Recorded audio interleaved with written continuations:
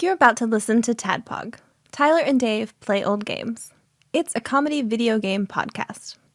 We would like to stress that the hosts are not experts and are really just very crass commentators. Seriously, this is an explicit podcast that happens to talk about video games sometimes. So please enjoy this pretty okay podcast with Tyler and Dave.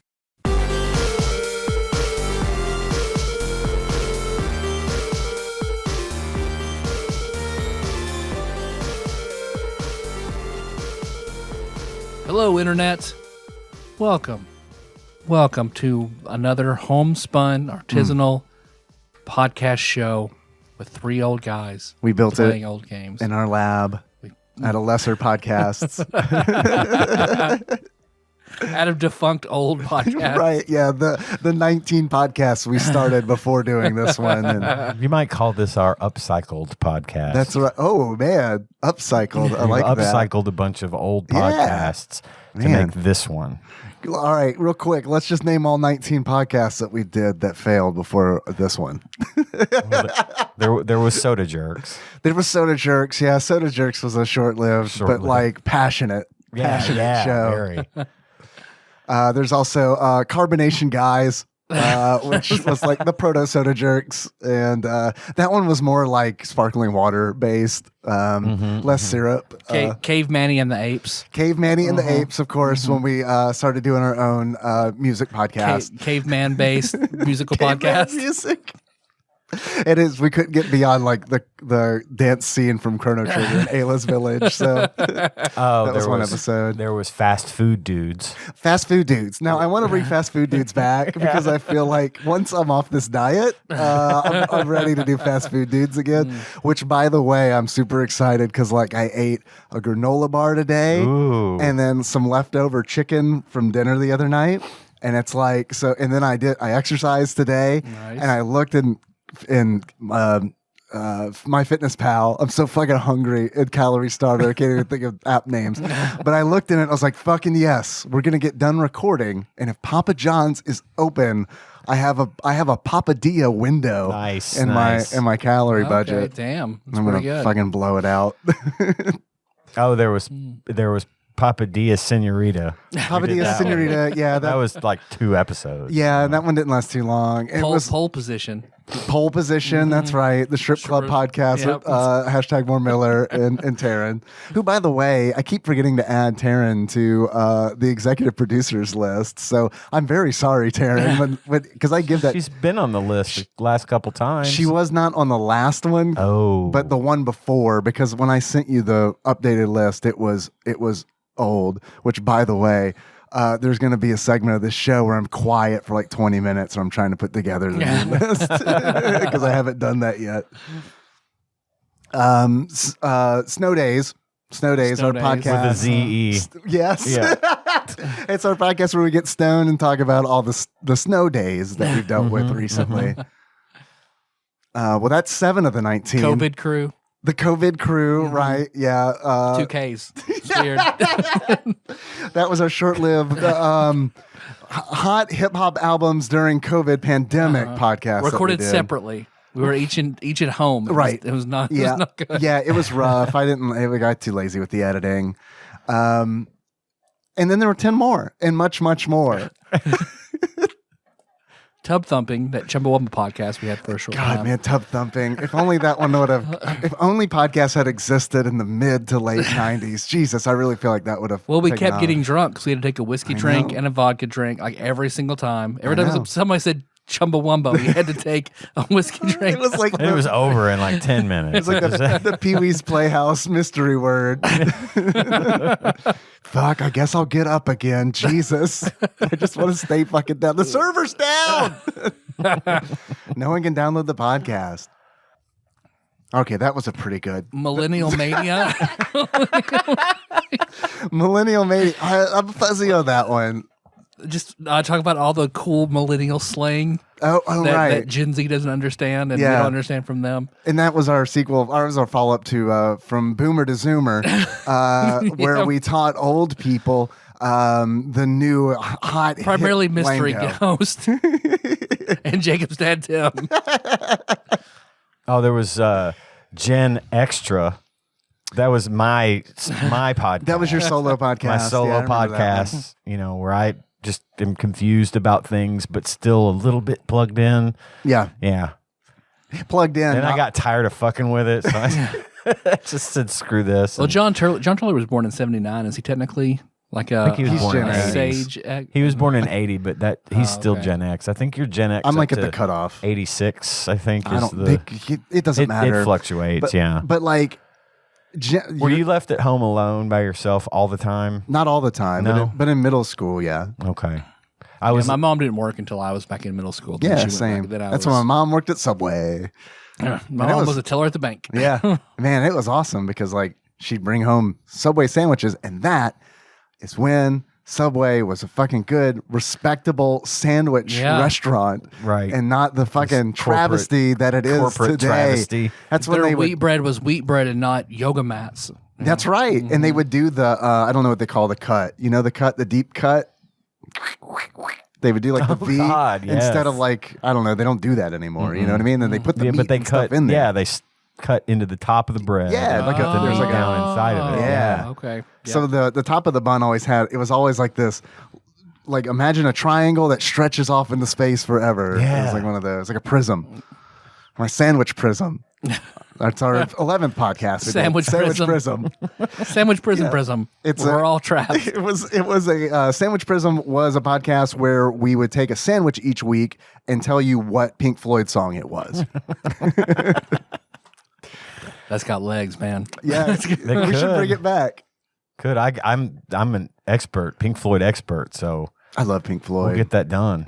Shout out to 404 Era Lord Paul Pig, who's also a Pink Floyd, Pink Floydian. What is your? Do you know like Pink Floyd? Do you know their albums and stuff? Man, I do, and don't ask me because You don't want it's me to ask you? It's Dark Side of the Moon. It's like Oh, the most that's okay. basic, like There's nothing wrong with that. that is their best. That is if you'd have said The Wall, I'd have been upset. really. I mean, That's just an easy pick. I like The Wall too. I feel like I do too. But Dark Side of the Moon is just like It's man, a great fucking album. Are there more? There could be a whole lot more besides those two, right? Because I know those two. Yeah, There's Animals. There's Animals, which I think is is my really personal good. favorite. Animals is That's- probably my second favorite. never There's heard of that. Wish You Were Here. Never Animals. heard of that. Animals is a little bit more obscure. It's only got like 5 songs, but they're like 20 minutes long. It's Yeah. it's a great album though. It's almost like it tells a story in a way. Yeah. and it really like sticks. It's Pink Floyd's way of sticking the finger up to the establishment.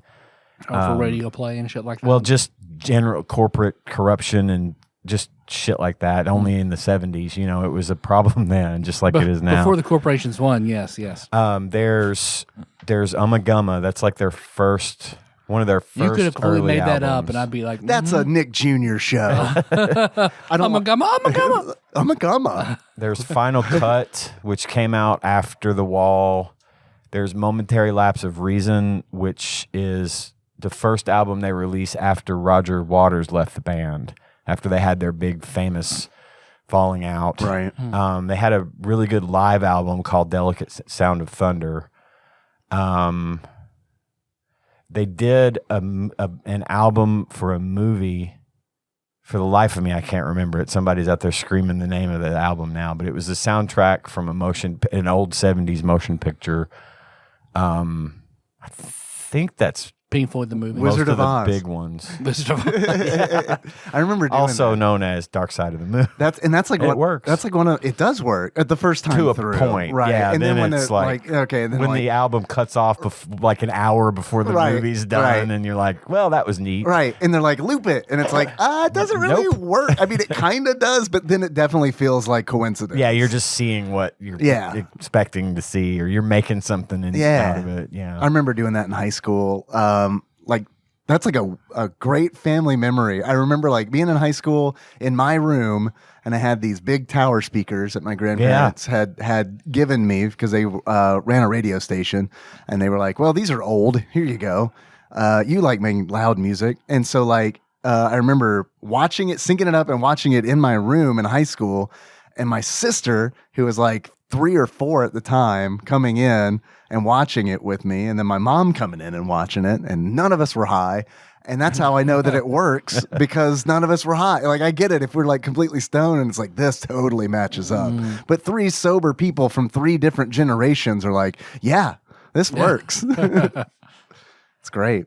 So, Great Gig in the Sky. That's like my favorite track on Dark Side. That is a great track. They're all good. That whole album, Soup to Nuts, is excellent. Yeah. And that could be said. wonderful. That could be said for a lot of. Oh, I was looking one up because I had forgotten one. So, Pink Floyd started off with a guy in lead singer position named Syd Barrett, who one day just left. And I don't like. That's their old psychedelic, right? And I don't like the old classic Pink Floyd as much as some of it's all right. Post Syd Barrett stuff. Yeah, post Syd Barrett is when Roger Waters took over, Right. and that's when we started getting the Dark Side of the Moon, and the Wall, and of course Waters made it all very personal. The Wall's is his kind of personal. He tells a story of a guy named Pink, who's a rock and roll star whose father was killed in World War II, and all of his trials and tribulations going forward and all that stuff. And it's really, really good, especially if you've seen the movie. But there was one in particular I was thinking. The movie's great. The movie's awesome. Yeah. There's one in particular I was thinking people could relate to that may not have known that they could relate to it. Doctor Strange, the movie with Benedict Cumberbatch. Yeah. The scene where he wrecks his car. Yeah. They're playing a song by Pink Floyd called Interstellar Overdrive, which is a really good, it's like a hard, it's just really, really cool, but it's kind of an obscure cut. It's from an album called Piper at the Gates of Dawn, and that's like one of their first That ones. was, I think, That it might have been the their first first one, album. right? Yeah. But that was during the Syd Barrett days. But Right. I just always loved how, when that scene first came on, I was like, oh my God. Yeah. I know this. You know, This is way better than This is Unix. Iron Man 3, which opened up with I Am Blue. Yeah. He just watched that the other day. and I was Abadi like, Abadoo. It's like Thor Ragnarok. When we left that, all the kids were like, what was that song that was playing with Thor? Oh, yeah. Immigrant Song. That marked only the second or third time that Immigrant Song's ever been used in a movie. What? How many times had it been used in a commercial prior to that? I don't know. Probably a lot. Because that feels like, Yeah, I it don't does. know. It feels like I've heard that one a lot But that in song, commercials. that was well placed Yeah. track, obviously. Yeah. But that was like, I think either the second or the third time, that it had ever been Wow. actually in a movie. That's amazing to me. I think Led Zeppelin tends to be pretty guarded about. I remember What they something use. about Jack Black having to have a whole theater full of people cheering to get him to use something for them in School of Rock, because they don't. I wonder if Might it do was that. Stairway to Heaven or something. Yeah, I don't remember. Probably. I remember they use seeing- it in Wayne's World where Yeah. it's like everyone Right. immediately picks up the guitar at the guitar store and starts playing Stairway to Heaven. But yeah, Pink Floyd. Stairway to Heaven, our 12th failed podcast. What was unfortunate about Stairway to Heaven was we made it about Pink Floyd and people got confused and We made it about Christianity. I could easily do a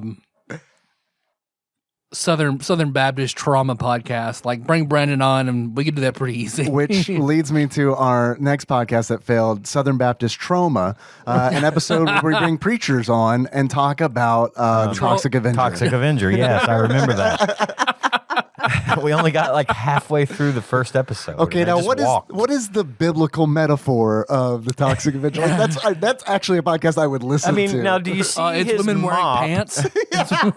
Do you see his mop as a symbol of his? I don't know. Which leads me to my next podcast that we did. That's my mop to bear, which is a janitor confession podcast.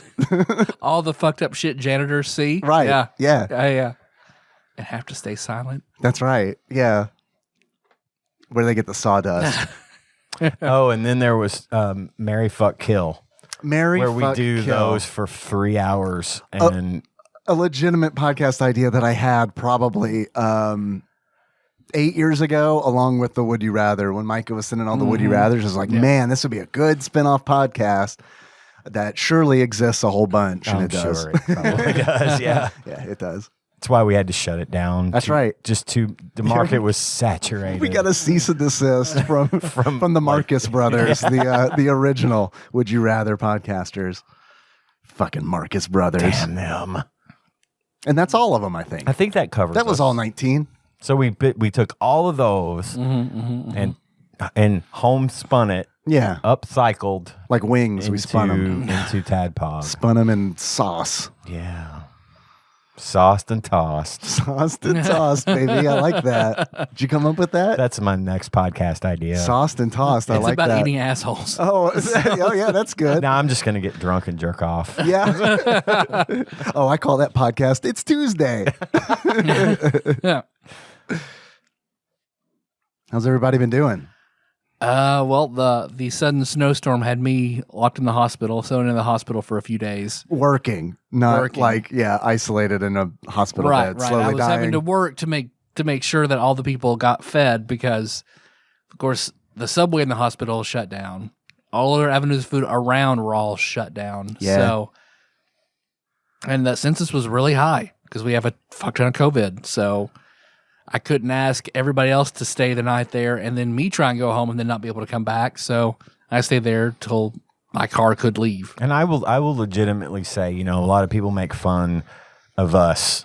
If there's Who there's does? You tell me. not us. Who makes fun of us? Paducah. Our 20th podcast. I mean Paducah. yeah. About how we'll get flurries and they'll close schools and y'all don't know how to do. This was a legitimate Yeah. storm. I mean, it wasn't was. as bad as like the ice storm because there wasn't as many power outages and things of Right. that nature. But This the was roads legit. were definitely unsafe to be on. And see, my point, whenever like someone mentions that, where it's like, oh, that's not a big deal. It's a big deal to us because we are not prepared to deal with we're that not- shit. Our infrastructure Right. isn't set up. We don't have great snow plows. We don't Right. have all the good stuff because we don't get that Sure. much fucking snow. Right. If it were like Pennsylvania, sure, that's not a big deal. Schools would be going on, I'm sure. Right. You know They'd what I have the mean? road dry Right. and clean. They got a budget for that shit. And they do budget for that shit. But like with us, where it's like, I don't know, to budget for this thing that probably isn't going to happen. I don't know. Yeah.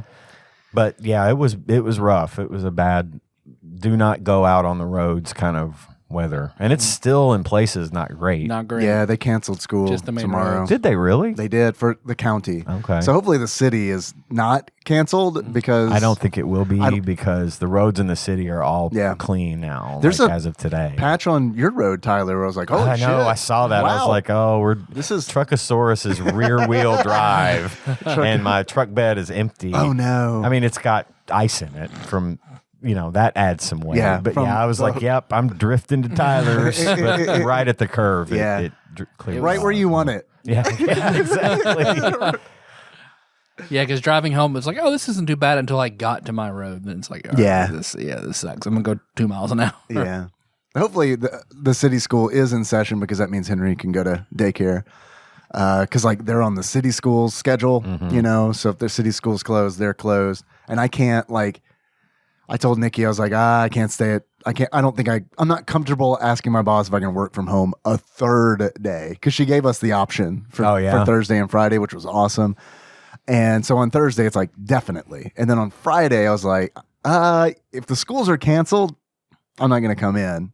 And the director's cool with that, but I don't want to push it on Monday. Sure. Like, you know what I mean? And be Yeah. like, okay, I know I know everyone else is Right. fired, but can I get special treatment? I Right. know I've only been here 3 weeks. Right. Gage had a similar situation at his new job, which his office is like less than a block from his house. Oh, It's that's like awesome. he could walk there if need be, Yeah. and he was prepared to do that. We ended up having Cohen. He came out and they had to go. They still were thinking they were going to have to work, Gage and his wife.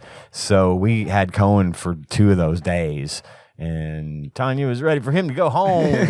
Yeah. But Gage had made the offer, I'll walk in, I don't care, whatever. And they're like, no, everybody else is working from home. We're going to set you up. You can work from home too. That's not fair to make you come in. So that was really cool. Yeah, that is cool. And then I got out Friday morning when it was still kind of nasty, but the roads were still bad at least. And we took him home. And then he went and got a shot. Oh yeah, good. Yeah. Cohen that got happened. his first Good, shot good. Saturday. They were somewhat misinformed. They were thinking for some reason that 5 was not the minimum age. And what it was a misunderstanding that the pediatrician, when they called the pediatrician, they didn't have any.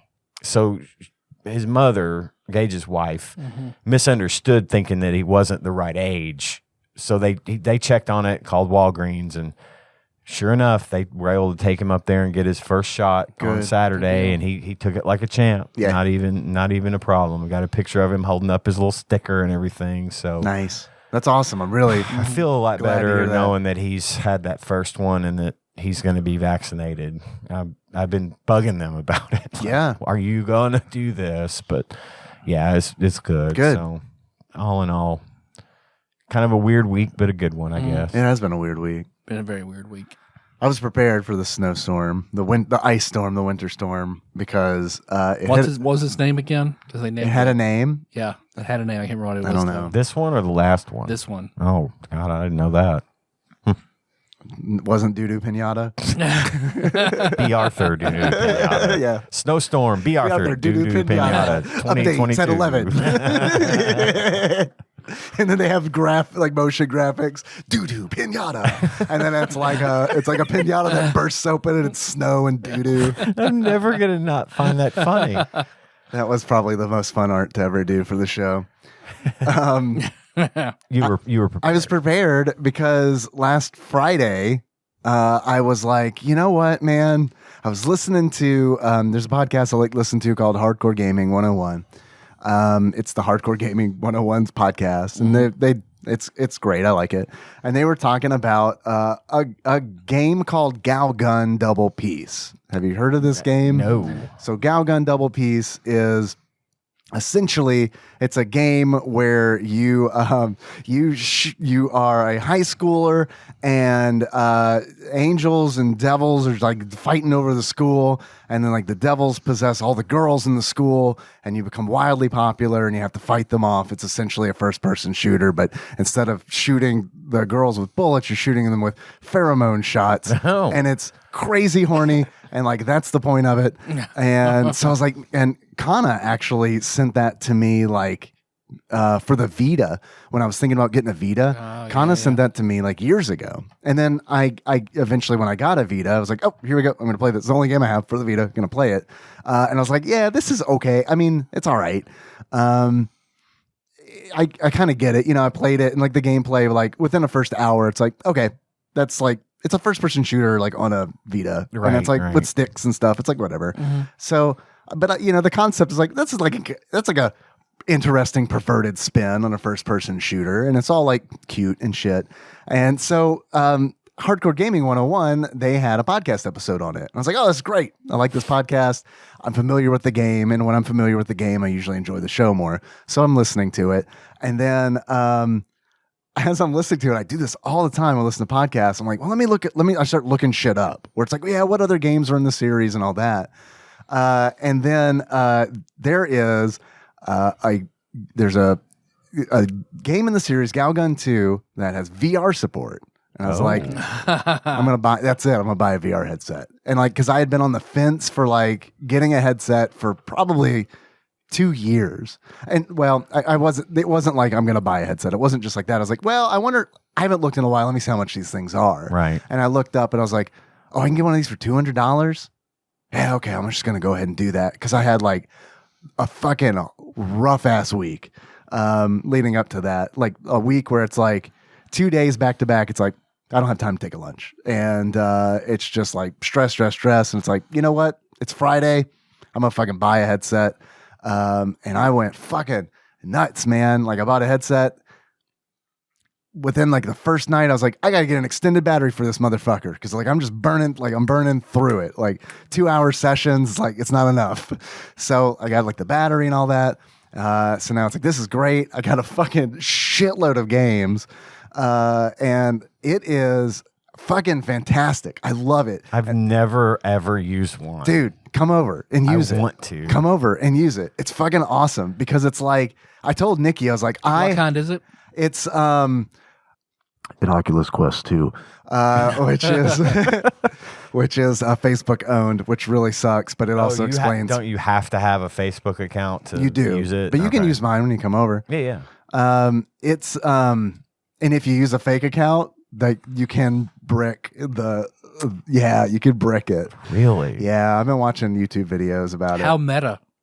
I know exactly. Yeah. And like they're I like see what you did there. the name of it now is the Meta Quest 2, and like nobody is calling it that. No, like Oculus is better. it's such a better fucking good name. name It's for a ridiculous. product. And their logo is still the O, so it's like it doesn't make any fucking sense. Not even you know the what I mean? Meta M or whatever. It's No. Yeah, like on their I call socials. that the Metafly. Yeah. Looks like a butterfly. Sugar baby. It's it's I fucking love it. And I played Phasmophobia in VR for the first time by myself. Ooh. And the way I've got it set up is I've got the Steam link, so it's anyone who's like in the living room can see what's going on the VR headset. Yeah. So like Nikki and Henry were watching me play Phasmophobia, and cause Henry had never seen it before. Oh gosh. And so he's like asking a bunch of questions and just doing like 7-year-old, like just nonstop. And I'm like, you have to be quiet. The ghost can hear you. And he's like, what? I was like, the ghost can hear you. And like the moment I say that, there's like this fucking like big like breath or whatever. And he's like, whoa. That is so cool. It's fucking rad because it's like you can use two tools at the same time because it's usually like motion controllers. So you can have a thermometer in one hand and your flashlight in the other. Oh. And like you can flip, and you've got like this utility belt where like you clip on the items and stuff. So do you play this thing through the PC? You have to have a PC that supports it, or do you have games? Does it just run on its own? It can run on its own, but like if it runs on its own, the library is limited because it's like I haven't got into like side loading stuff or anything yet, but I'm going to soon because I want to get Discord on it. But like and porn. And well, I mean you can do that without side loading, but yeah, you can do it better with side loading. The porn on it's great, by the way. Okay. So if you wear it, definitely know that is a thing that's you do. Oh, then I'm out. Yeah. Porn. Who are you? Yeah. So it's so the library, there's a library that you can like download, you can buy things on like the Oculus library and it's stored internally on the headset, or you can do an AirLink to your PC, which is all over Wi-Fi, which I was like, Isn't that nuts? it's nuts. How does that even fucking fantastic. That's crazy. I love it. And it's like, this is going to be shitty. You know, I was like, I'm going to have to buy like a link cable because they sell those. And it's like, that's the only way I'm going to get good quality from like streaming a VR game from my computer to my headset. Fucking no. It's flawless. It's fucking amazing. Wow. I mean, if you think about it, you can watch 4K Netflix movies, you know, and it's pretty much the same. So that's cool. It's fucking wild, man. So it's been a lot of fun. I got Half-Life Alyx, which was in my Steam library already. Yeah. I haven't played it yet because it's like I want to get through Galgun 2, which is very, very, very good, I think, in VR. Like, it didn't get tiring because I love fucking light gun games, and like this is like the VR like shooting games are like, this is fucking awesome because it's like not only you're not just shooting things on the screen, it's like you'll hear shit behind you. Turn around You gotta to turn shoot around. at it. It's Yeah. fucking, I love it. And it's one of those where it's like, I told Nikki, I was like, I haven't been this excited about video games in decades. Right. Like fucking decades. I'm at work and I'm like, I can't wait to go home. I can't wait to go home awesome. and play this shit. And then it's like, I go to bed and I'm like, I can't wait to wake up, go to work, come home and play this shit. So yeah, it's been like reinvigorating for like, Tanya's been wanting me to good. buy one. You should buy one. I don't have the games like a PC to play games on, but for her, I think, you know, the stuff that you could get on the Oculus would be fine. Beat Saber? She wants to try Beat Saber. Henry loves playing crazy. Beat Saber. Yeah. And like I play it too, but it's like that's mainly his jam. Yeah. It's man, it's fun. It's cool. And it's like I know I'm like way behind the curve on this shit because it's but I'm late to the party, but man, it is a party I wish I'd have shown up to years ago. Like, I may do something, see if I can round one up because that does sound neat.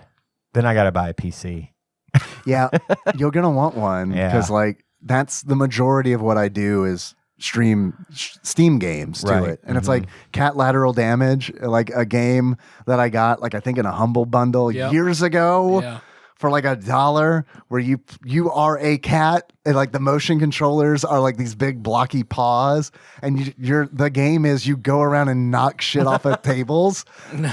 And it's all first person, too, and it's like there's a meow button. Like you push the button on the motion controller, and it does a different meow each time you push it. But like, man, it is fucking wild because like Nikki was watching me play it, and I'm playing in bed because like you can do 2 different ways. Like I didn't know that the Quest 2 could do motion tracking. Like that's fucking wild to me. When I was playing Phasmophobia, I'm walking around the living room, and like as I walk around the living room, I'm walking around the fucking haunted house. That's nuts. It's fucking crazy. I didn't know it could do that. I thought it was all stationary, but you can switch it back and forth. You can switch it to like tracking or stationary.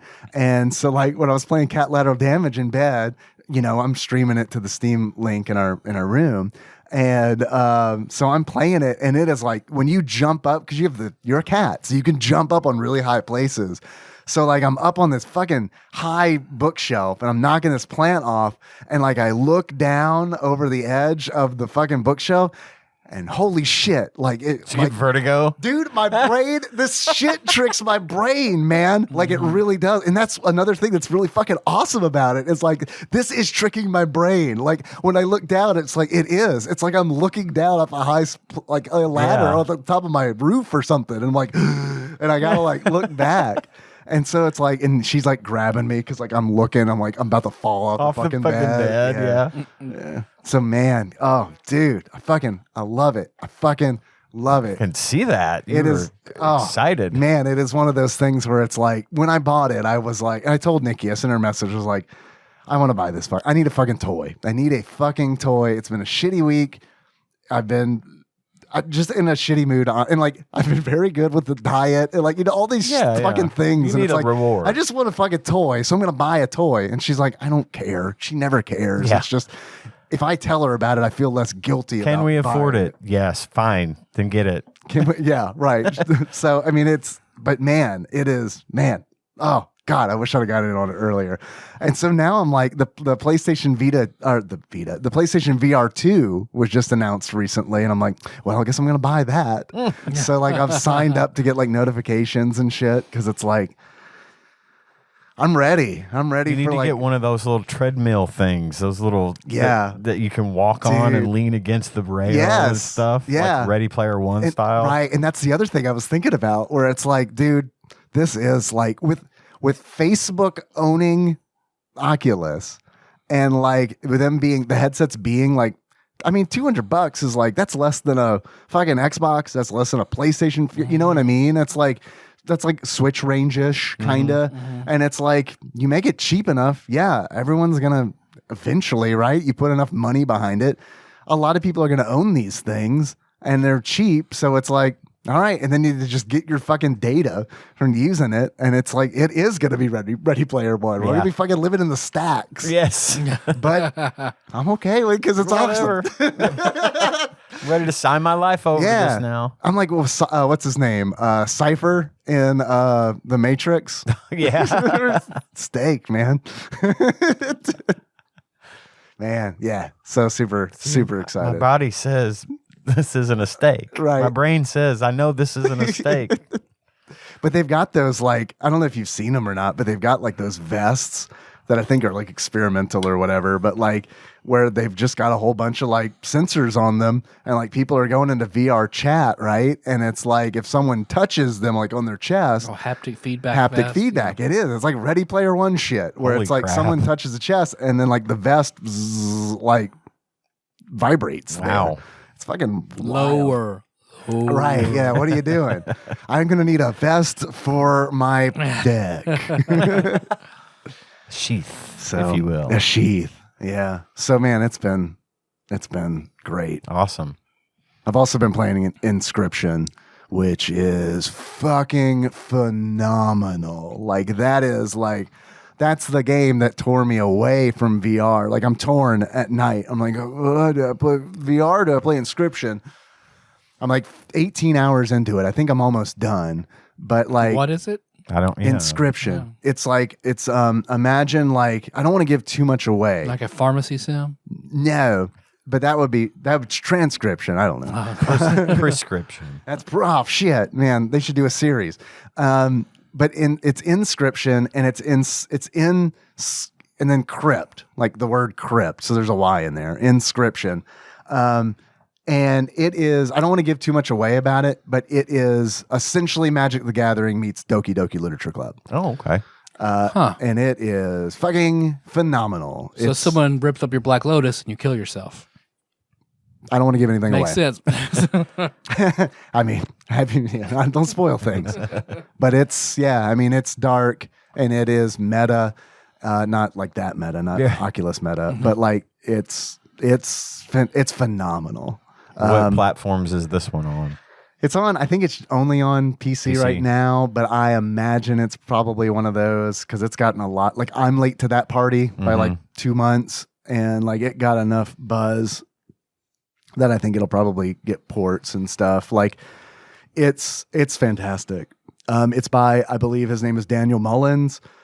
He's the dude who made Pony Island, which is another game that is kind of like, it's kind of one of those where it's not what it seems to be, and it's very meta. We got to come up with another word for that. They stole the best word. So and Rhythm Master Paul Korn turned me onto that years ago when I played it, and that is phenomenal. This is, Inscription is, I don't want to give anything away, but it is like, if you like card games at all, and you also like things that are a little, I guess, cerebral, but it's not really like, I don't want to make it.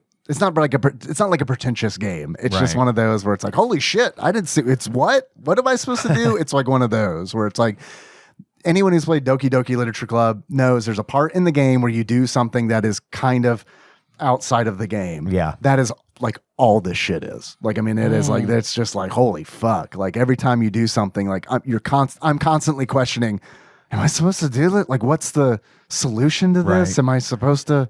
So it's very cool. Cool.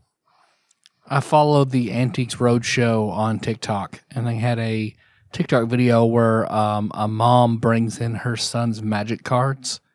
He has like a full big set of Black Lotus and all the Mox jewels and all this shit. And the Antiques Roadshow guy is like, it's worth nothing. I'll give you $1 for it. Best I can do. Fine. He's just like, oh my God, do you know what you have? And he's just going off. She's like, oh, gee, I had no idea. It was just his cards and they were in the attic. He's like, yeah, here, $30,000 for your cards. Damn. He's like, oh, okay, cool. Will you buy them right now? Man, yeah. That's wild. I don't know where all my magic cards went. I didn't have anything really great, but still it'd be nice to know where they were. Mine are all in that wee bag on the knick-knack stand. The wee bag. Wee bag. Tiny cards in the wee bag. I think I might have two packs of real cards. All the others are printouts glued to playing cards in magic sleeves. Oh yeah, dude. I've got to remember to bring those Star Wars customizable game cards here. Oh shit. I forgot about that. I've got that whole big set of them and I keep forgetting to bring it. And I forgot your Ring Fit again. God damn it. I've been doing that Ring Fit. It's been snowing. It's all right. I've been doing that Ring Fit. Still on it. That was another gateway thing where it's like, honestly, truly, like, I think that was another thing that got the VR headset shit back in my mind. It's pretty close to, it's ish. Like it's VR, but it's on a TV screen. Yeah, you know what I mean? Because you're moving around and right. But it's you doing the thing. Yeah, you know? It was a perfect conflux of things that led me to sell my soul to Facebook. Well, speaking of Star Wars, I did get caught up on Boba Fett. You're farther along than I am. I gave up when I was like, no one's watching this. All right. Well, I'm caught up. There's one more episode. All right. How many episodes total? 7. That's not a lot. So I have 4. I have 3 to watch. And those are the best 3. Oh, that sucks to hear. I mean, I was kind of okay. It was fine. I like to see Boba Fett, and I like to see what he got. How he escapes from the Sarlacc pit after he falls in at the end of Return of the Jedi, and sort of what happened. And then they go into this thing where he gets, and I'm not going to try to spoil too much.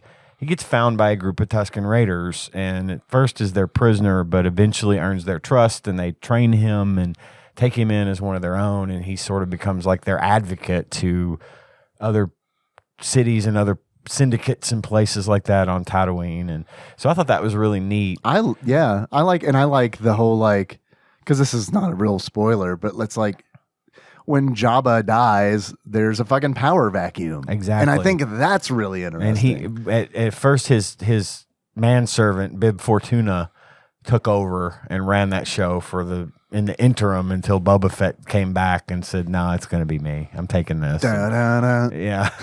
And so yeah, it was pretty good. I was like not blown away, but then these last few episodes, all I got to say about it is, again, I'm not going to say it's a spoiler because we all knew that the Book of Boba Fett was coming after The Mandalorian, right? That was kind of the big ending thing, that Boba Fett's sitting on Jabba's throne, and next up, Book of Boba Fett. Yeah, it turns out Book of Boba Fett is Mandalorian Chapter 2, and that's all I'm going to say. Oh. It gets into the Mandalorian again. Interesting. In a good way. Okay, that's good. It's really good, but because Tanya was like interested in watching it, but I'm consuming TV shows faster than people can make them. The speed of light. Yeah. And so I went to Tanya. I said, "Look, I'm tired of waiting. I'm going to go ahead and start Book of Boba Fett if you're cool with that." And she's like, "Yeah, no, that's fine." And because I was thinking it wouldn't have really much to do with Mandalorian, other than it was a lead in to it. Nope, it's important. So I told her, and she's like, "Well, fuck." I said, "Well, just watch it. 7 episodes. It's not going to take you that long." But I hate that feeling, though, of required viewing. I know. That bugs the shit out of me. But it's okay because, I guess you didn't really watch The Mandalorian, though, so you might not take as much from that. I probably won't. You might get spoiled on what happened in The Mandalorian. So, oh, well. It's C'est la vie. It's a good thing. I wish I could watch shows faster, but I've been doing that VR thing real hard. But like Nikki and I watched the first episode of Archive 81, and that was fucking fantastic. It's a great show. And we want to watch all of it. It's just been one of those. But you're trying to play VR. Trying to play VR, and it's also like, I don't know, we have a limited amount of time together. Do we want to watch Archive 81 or just want to have sex? Probably have sex, okay. And then we'll like do that. And then it's like, and then like I'll be up and I'm like, well, I'm not going to watch Archive 81 without her. Right. So I play Phasmophobia on VR. There you go. I've gotten caught up on Peacemaker. I watched that. I watched a movie called The Tomorrow War with Chris Pratt, which was pretty good. Was he Mario in this? No, he was not Mario. Was it like the prequel to the Mario Brothers movie? Probably. At the end, did he say, "It's a me," and then hard cut to black and the credits? Yeah. Yep. You got it. You don't even need to watch it. Someone threw him a devolution gun. At this rate, you may as well watch Naruto. Well, I know. That is true. Well, I actually picked up, just because Peacemaker actually turned out to be a pretty good show. I thought it was going to be dumb, but it's been a pretty good show. And it's, of course, DC Universe, which I've not got a huge investment in. But I watched it, and I was watching on HBO Max, and it came up and said, if you like Peacemaker, you might also like Titans. And it's Teen Titans, only they're not teenagers, and it's a lot darker. I've heard that's not good. A cartoon. I've seen a few episodes of it, and it's pretty good. Yeah, I haven't seen it, but I've heard it's good. Very violent, lots of language. The first thing you hear Robin say is "fuck Batman." Like, fuck Batman, stop Batman. sucking my dick. No, it's more it's of a me, Mario. It's more of a fuck Batman type of, he's pissed at him. So I found that and one. I'm going to come in this pussy, Starfire. So I found Beast Boy, turn to a gerbil and get up my ass. They've got, what's the girl with the demon? What's her name? Tom Green. Raven? is it Raven? I don't know. They haven't really called her by that name, and I only saw just a little bit of the cartoon from time to time, which was a good show. The cartoon is good. The cartoon was fun. They've showed Beast Boy, they've showed her, they've showed I think Starfire, and then Dove. I'm sorry, Doug. Doug's back. I wish Doug was in the Teen Titans. That would be fucking great, man. He's Quail Man. Fuck Batman and this guy with a belt on his head. What his the underwear fuck? on the outside of his pants? God. But yeah, it's been pretty interesting to watch. His dog is cool though. Oh man. Well, we want to take a little break and talk about some Mega Man 3. I'm good with that. Yeah. Oh yeah, we probably should have mentioned that's what the show was about. People got it. It's on the title. episode You art, saw the title. You saw the thing. You know what you're here for.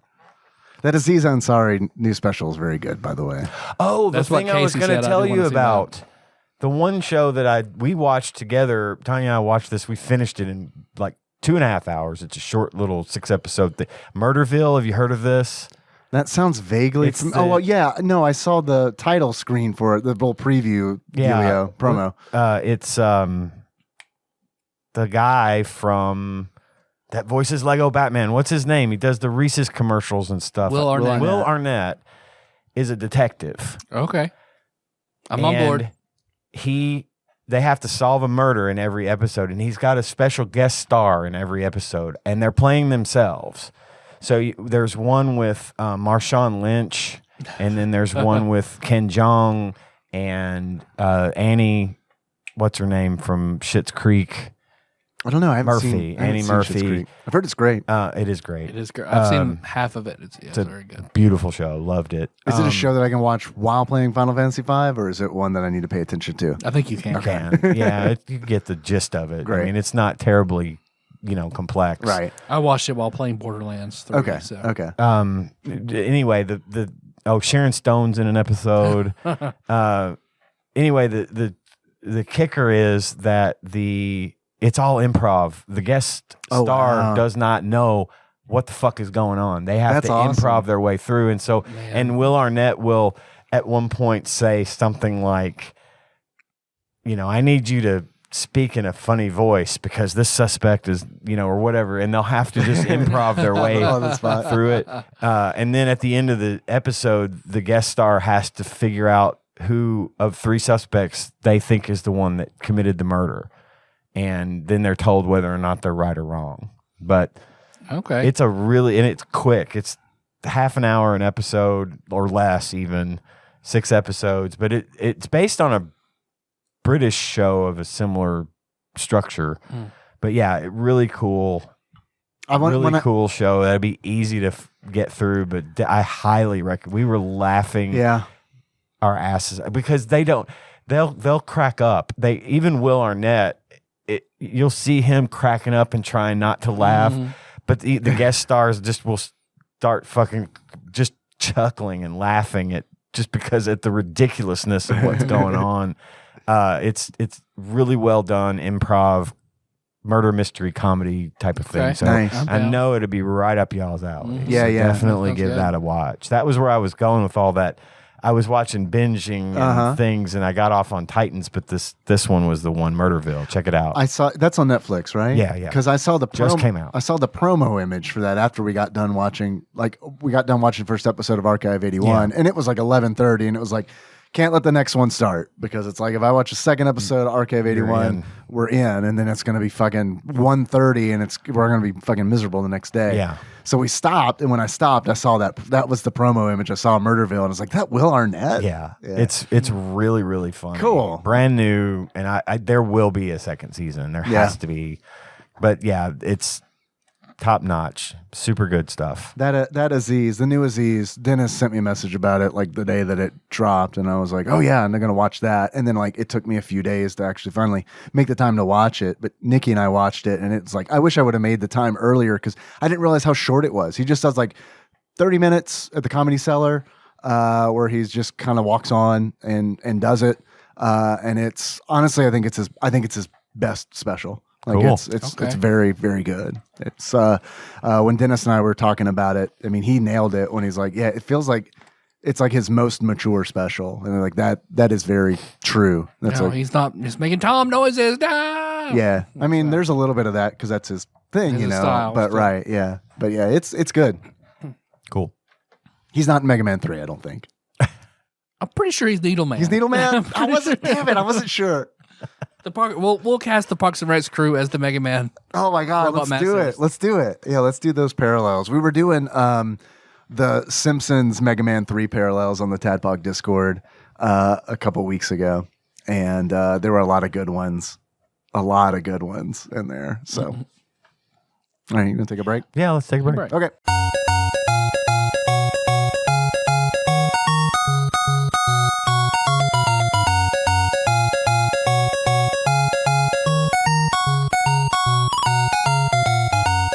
Now we're back. We returned.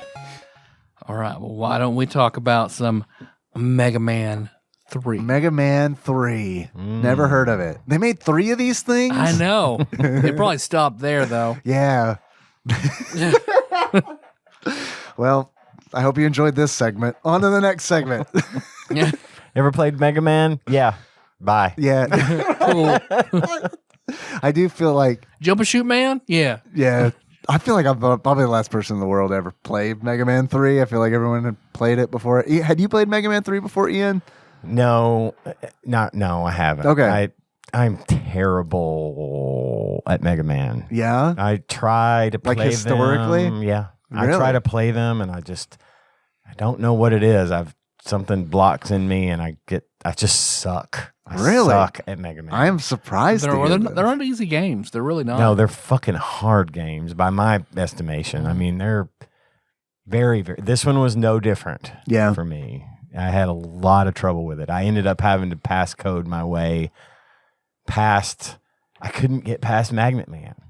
Oh, yeah. Yeah. Did you okay, so when I play a Mega Man game, the very first thing I do is go to my computer machine and I shout at it, "Give me the list, the boss list. What order? Boss order." And then it gives me a list and I'm like, okay, I'm going to fight the bosses in this order. And I do that every time. That's what I didn't know you could do that. I didn't think to. It makes perfect sense, what with the internet and all. But you turned me onto that, so I did that too. And my problem was, we can get to that if you want. Well, sometimes the boss order makes sense. You can kind of logic it out. Not so much in 3. The enemies are a little more obtuse than the previous 2 entries, so it's not as like, oh, we're clearly Waterman, to Fireman or whatever. The elements are easy. You can go with that. There's not really so many elements. Yeah. Needles and snakes. And Geminis. yeah, Tops. Tops are the antithesis of snakes. and hard. Hard. Just concepts. Democracy Man. Fascism Man. Oh, that's how it goes. Kind of like Old Spice deodorant. Men smell like concepts. Yeah. Tweet somebody put, why do women be getting flowers and shit and men got to smell like concepts? It just makes me think of They Might Be Giants, Particle Man, with all that. That's like Mega Man 3 definitely feels like that because the Robot Masters all feel very they are. They're like concepts. They're very fucking obtuse, like you said, Tyler. And then but also I feel like a boss order in Mega Man 3 is much more important than Mega Man 2, where it is all right, you just get Woodman right off the bat, and it's like, all right, Metal Man. Is it who has the spinning blades? Is Metal that Metal Man has the All right, yeah. Woodman has weak leaf against shield. it. That's right. Yeah. It's been a minute since I played Mega Man 2, and also probably because I use these boss orders that I just find online. Don't remember any. You know what I mean? It's like they just go in. I hold them in my brain. They're in RAM. They're not in ROM. I just hold them there until I don't need them anymore, and then I just flush them out of my system. And I'm like, that was a fun experience. No. Don't need to remember any of this. Well, you and I followed the same boss order, but that apparently is not the most popular boss order by any means. Really? It's the first result that pops up when you put it into the God machine. Yeah, I think they're called, is it like video game chums or something like that? But everywhere else I looked gave me something a little different. Yeah. Who was the first boss that you did? Magnet Man. Magnet That's Man, me. yeah. I followed that same one then too, and I couldn't get past him. Magnet Man, he was. That's why I went back to check, because I was like, this is a little harder than the first boss you're kind of obtusely supposed to do in general Mega Mans. This one's harder than I think it's supposed to be. So Well- when I check other ones, like there was one that had a lot more hits to do, and I feel like it was maybe Top Man was first. See, I could have taken Top Man if I'd have gone at him first, Yeah. but I had committed at this point, so I ended up trying, and then I was like, nope, fuck it. I found a code, a password. Sure, because there's a password save. There's in a this password save game. every time you beat a boss, and Yeah. I found the one that said you beat Magnet Man, but none of the others. Yeah. So I just essentially scummed past him. After that, having Magnet Man's weapon, which is good. which is a good, powerful weapon, at the next boss I was able to beat on my own, and then I got his weapon, and so then it started to become a little easier. I just couldn't get over that first hurdle just as basic Mega Man. Yeah. So I because of my fucking nature, like when I play a Mega Man game, it is like I use the Mega Buster unless it is absolutely necessary for me to use a different weapon, unless it's Mega Man 2, and then it's just fucking saw blades all the time. Yeah. well, I never used the weapon until I get to the next boss. See, that's how I am. Yeah. Unless there's like, sometimes there are enemies where it's like, okay, obviously, like in Snake Man's level with the giant snake heads, it's like, obviously, I'm going to use Shadow Man shurikens here because I mean these are fucking ridiculous. Yeah. Well, I think I said last time, like, this was my very first Mega Man game. Mega Man 3 was your Mega first Man 3 one? was my absolute first. That's I'd never heard of Mega entry Man. to Mega Man. Because with my two cousins who were like 6-7 years older than me, going to that family reunion in Kansas, going down to his basement, and he has NES with 3 games. So Mario, Mega Man 3, and a WWF wrestling game. So Mega Man saw the most play. So I remember vividly Snake Man. That was who they tried to beat like the whole time we were down there. Yeah. Snake Man and then Gemini Man. Great track. I think Snake Man, like that level all has this a wonderful. music Oh, the is music's so fucking good. fantastic. But so that holds special memory for me. And then I never played another Mega Man. I never played 1 or 2 until I was much older. I played 3 and then I played X. So it was very different. And even going back, well, before I start going into specifics, Yeah. you have any information you want to give us about Mega Man? Mega Man 3 was a game developed and published by Capcom, I think in 1990. I'm not looking off a sheet or anything. for the NES. For the NES. And it is the third in the Mega Man series. All right. That's Good. all I got. Sounds good. So the thing with Mega Man games, so my first thing I usually roll over is your expectations from the box art. Right. So Mega Man in America and Japan have two could not be more different in tone Yeah. and art style and quality Yeah. than Mega Man. Yeah. Mega Man, like, notoriously has horrible North American art. See Mega Man, Marvel vs. Capcom 3. Yeah. So, because the Mega Man box art, American box art, is fucking horrific, and it became a running joke. They ran through the whole series, and it's just terrible. So Terrible. It's terrible. It's Charles Barkley style terrible. It is. It really is. It is the Charles Barkley's golf swing of video NES art. What's so like okay, so Mega Man 1 obviously is like really the worst. But worst. Mega Man 3 box art is like what is so like He looks like Alfred E. Newman. He's dressed up as Mega Man. what, me worry? Man. There's like so like what frustrates me the most about the Mega Man 3 North American box art is that technically that's good art. A step up. Like that's like a step up. Technically that's good commercial art, especially for the time. But it's like but just the concept of it is like and like you're right, he looks like Alfred E. Newman because he's like they try to make him it's like they try to make him human, like realistic looking, but also cartoonish. Mm-hmm. So to me, he looks like they caught a Smurf and fucking shaved it. Yeah, And yeah. then like put white face on it.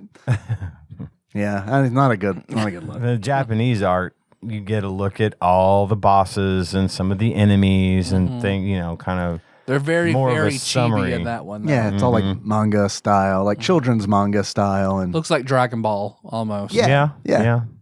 which I love, and I would have loved that as a kid too. I was drawn to that stuff, but it was certainly more rare than it is now. It's called Rockman in Japan. Which again, there's still some weird translation errors with that because Rockman in Japan, so it's Rock and his sister Roll. Mm-hmm. So in here, he's Mega Man still with his sister Roll. Yeah. which makes a little less sense. Yeah, they kept it. They didn't keep Blues. Yep, Blues as Proto Man. He's Proto Man in North America, which I believe his first appearance is in Mega Man 3. Yep. You just see this weird robot that has a whistle noise, and then the robot comes out and fights you. It's like, what the fuck? He has no health bar. What the fuck is going on? Yeah. Yeah, no, it's really cool when he shows up because it's like, even like as an adult, like knowing who Proto Man is, when he showed up in the game, like out of the blue, I'm like, oh, I'm just fighting Proto Man now.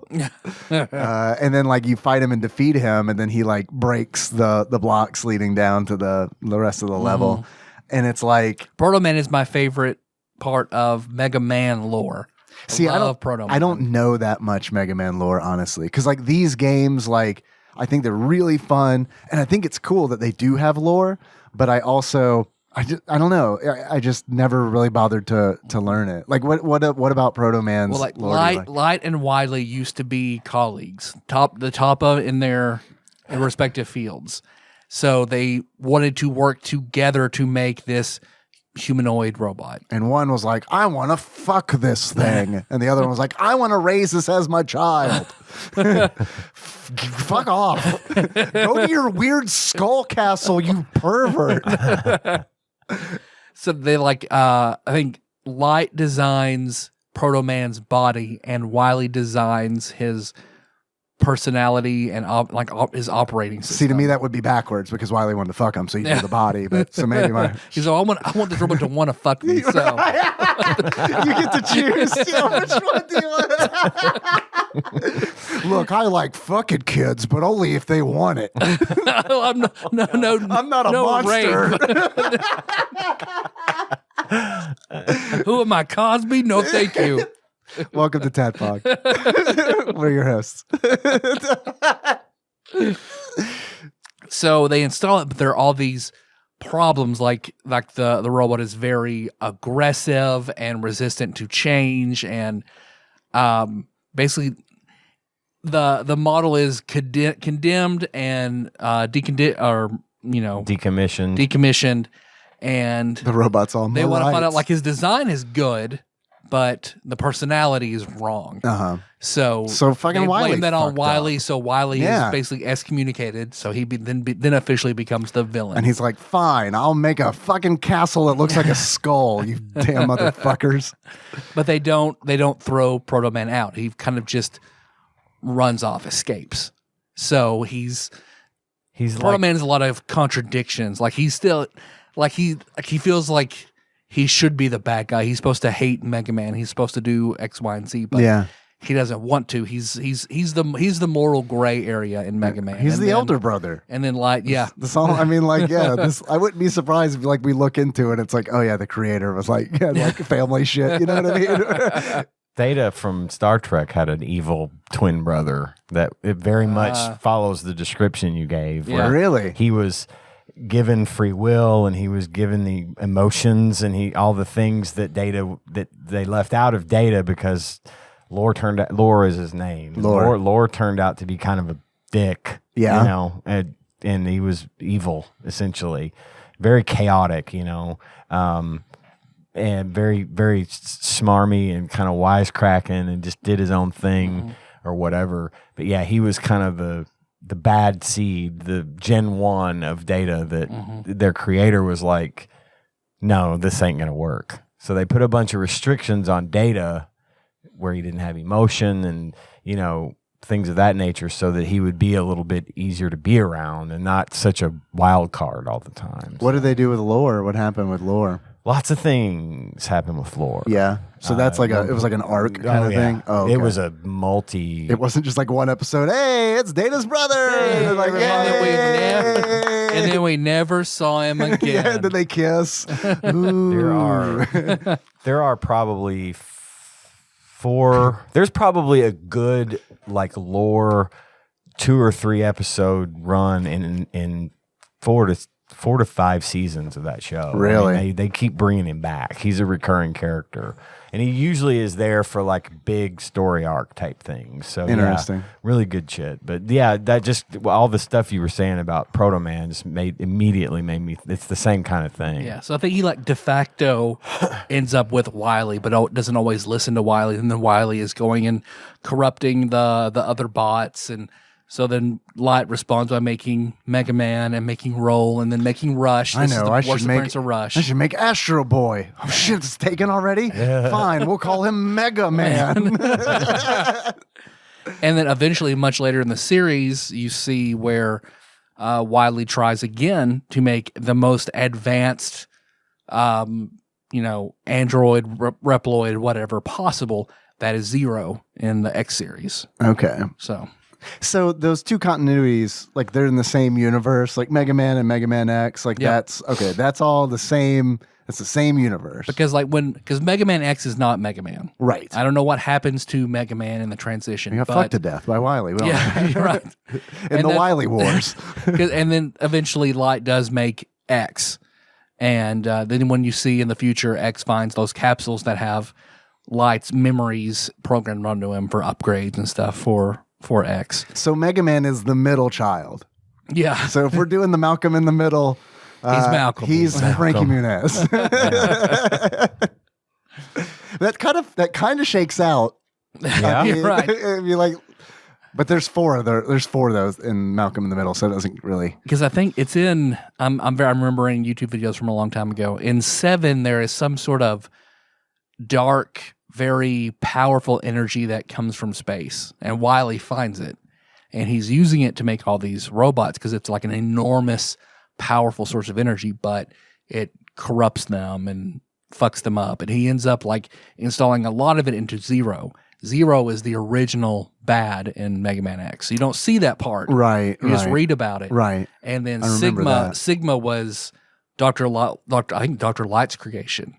Who was the ultimate maverick hunter. When he goes after Zero, that energy goes out of Zero and latches onto Sigma. So then Zero turns over to Light's side, and he teams up with Mega Man. So there's like a Sigma-esque character in Mega Man 3, right? And is it Gamma. Mm-hmm.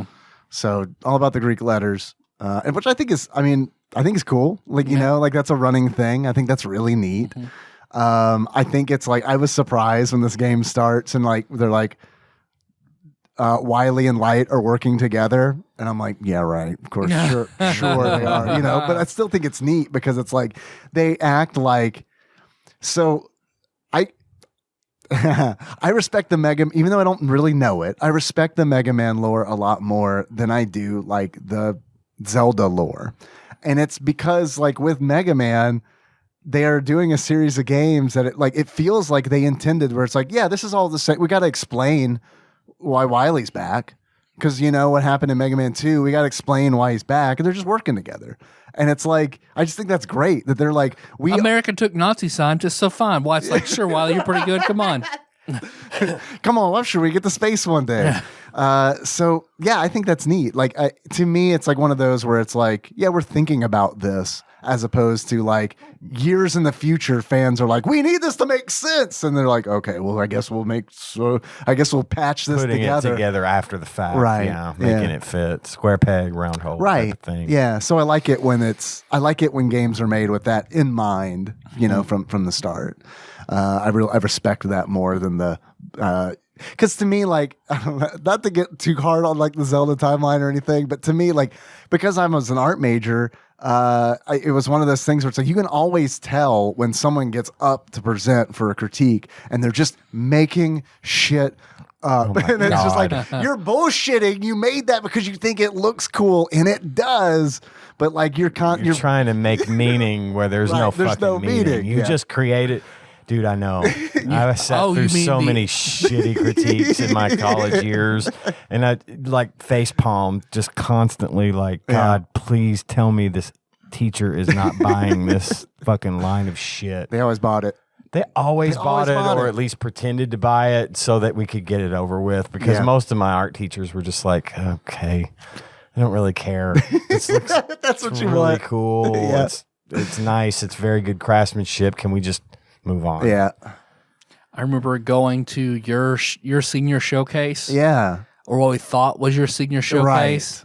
And we all signed all sorts of D&D references into the book we thought was yours. Yeah. And it was not. No, it wasn't. Yeah, it wasn't me. It wasn't my show. I think my show was the next week or something like that. No. Somebody has a bunch of strangers going, it's Dwarven Craft quality. No, I know whose book it was. So because I was cheap, I was like, we have to rent the space in the Curris Center. Yeah, and it's I know. I went through that too. So it was like, I'll just share it with this guy I don't know. Mm-hmm. And so we did that. And then, we had 2 books. And then, you guys signed his book. And he ended up not liking me. Cause he was like an older guy and like had money and stuff. You know what I mean? Like for me, I think it was like, it wasn't super expensive. I think it was like maybe $50 or something like that. But I mean, he was fucking hounded me for that money. And it was like, dude, I work at Office Depot. I'm paying for school. I will get you $50, but you gotta fucking chill, man. Yeah. We had mine when we did ours, same place, Curse Center, the whole 9 yards. We had 7 or 8 of us graduating at the same time. So it was a lot cheaper to, split it up in many ways. And then I designed the poster for it. We called it Bachelor Party, and it got picked as the poster. I made everybody lay their faces down on copy machines. Nice. And then I put down the middle, I put each one of their squished faces, but then I tore a piece of paper and it looked like a silhouette of a woman. And then I called it Bachelor Party because of bachelor degree. Yeah. That thing. That's awesome. We did that, and then it turned out, it was pretty neat. Because like I made all that stuff, and it was just my stuff that I had made, but when it was put on display with like lights and shit, it was neat. It looks better, like, doesn't whoa. it? Yeah. Looks like we put it in a frame and it's like, oh man, that's a trick. But I don't have my book. I lost my book. I don't know. My visitor book. I don't know where mine is either. Some assholes put a bunch of D&D references in there. I'll give you your $50. Just give me a minute. Anyway, I digress. It's not masterwork, it's Dwarven Craft. Also, like 8 of us all signed shit like that. I wonder where I need to look that guy. I can't remember his name, but like I need to look him up. And I'm sure if I had my fucking Oculus headset here, I'd fucking find out tomorrow. And be like, hey, you're talking about this guy. We found some information. Based on the art, what do you guys think? What would your expectations be of the game? We're doing a show. I forgot. I sort of default to this more than I should. I knew what it was. Right. I didn't have expectations because I knew it was a Mega Man game. I knew exactly what it was going to be. Same. Didn't really have any. There was no mystery there, so there was no expectation. You know what I mean? Yeah. I had high expectations. I know, so I think it's interesting, Tyler, that Mega Man 3 was your first Mega Man game.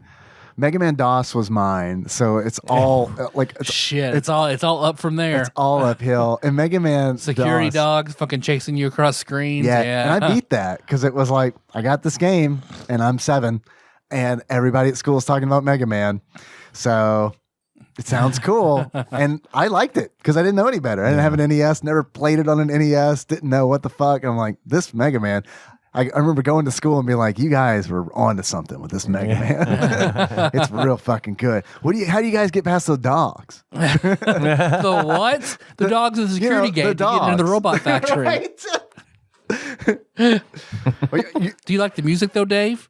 Music? You mean the sound of jumping and landing? We have Mega Man at home. Right. Mega Man at home. There's a nice little Dogs. Mega Man 3 to that. Like Mega Man 3 fits into Mega Man DOS because on DOS there was Mega Man and then there was Mega Man 3. There was no Mega Man 2. Mega Man 3 is the direct sequel to Mega Man on DOS. Oh. But it is not a port of Mega Man 3. It is an entirely different game that was developed without Mega Man in mind. I haven't played it. I didn't even know it existed. If I'd have known it existed as a kid, I'd have been like, oh, Dad, pirate this. Because what Gaming Historian does a whole thing about the DOS Mega Man. Yes, and it's a fantastic video. Because his video is where I learned about Mega Man 3, but they didn't call it Mega Man 2 because when it came out, when Mega Man 3 DOS came out, Mega Man 3 for the NES was out. So they're like, if we call this thing Mega Man 2, no one's gonna fucking buy it, Right, because the current one is 3. Because the current one is 3. We can't trick anybody unless we call it Mega Man 3. Yep. Oh man, but yeah, I remember Mega Man DOS like that being like I remember the turbo button on the 386 or 486, whatever it was. I remember that one I had to turn on to play Mega Man. Yeah. Otherwise, it was rough. I had a kind of a DOS experience playing Mega Man 3 because I still can't play my Retroid because I don't have my games yet. Yeah. It's nobody's fault. It's except probably the post office. Just taking forever. But and the dude, it's Louis DeJoy's fault. Yeah. So. To play this, I had to get the Mega Man collection for the Switch. Yeah. Which was super glitchy and laggy, and it lagged like when there's too much on the screen. It was like it was trying to emulate NES, but doing it really badly. That's precisely what it was doing. Is my guess. I think only the PlayStation version doesn't do that. Yeah. Well, I just it looked bad. Like no matter how you said it, it looked bad. There were always like lines on the screen and things that were glitching off the edge. Has like Shadow Man has that little bar above him, that weird glitchy line that's actually on all the carts and everything like that. Yeah, okay, so I was like, that bugged the shit out of me. You're talking about on when you're doing the boss stage select, right? Yep. Of the Robot Master. Shadow Man's glitchy on top. What's up with that? I'm so glad, because I was like, on every copy. That's just how it is. I was like, what is wrong with my, because like I've got like a fucking intricate setup, so it's like something's fucking up in this, it's like complicated. It's like I got a fucking problem with this fucking cable.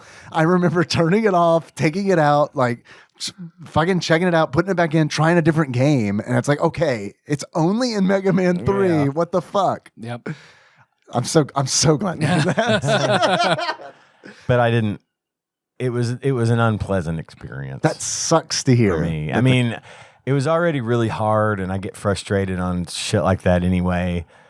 So it was kind of a shitty experience. I'd like to go back and play it again once I do get my Retroid going and see if it's any better, any different. It probably will be.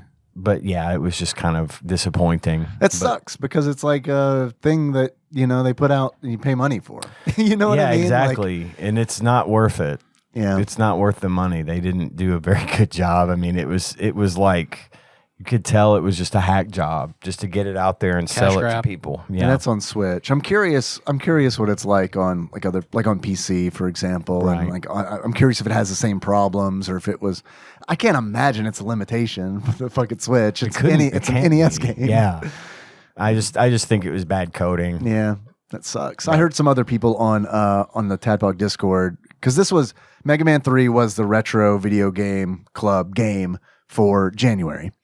And because of that, we were talking about it on Discord, and like I remember a few people mentioned that like there's crazy input delay. Like it's not crazy, but noticeable it's input enough. delay. I found that I found myself. That's I think why I was having such trouble. Like with Magnet Man, for example, I try to slide under him, but my slide would just tick off like just a half second too late. No, you got to have and Mario, land right Mario under him. tight on Mega Man. You really do. And so I detoxed from that a little bit by going back and playing Mega Man 11 for a while. Yeah. Which, it's a really good game. I like Mega Man 11. Yeah. Super good looking and fun. And So I still got to enjoy the Mega Man experience because I think Mega Man 11 was similar to Mega Man 3, just a lot more involved, a lot more more systems, and ways to save energy. You can buy like energy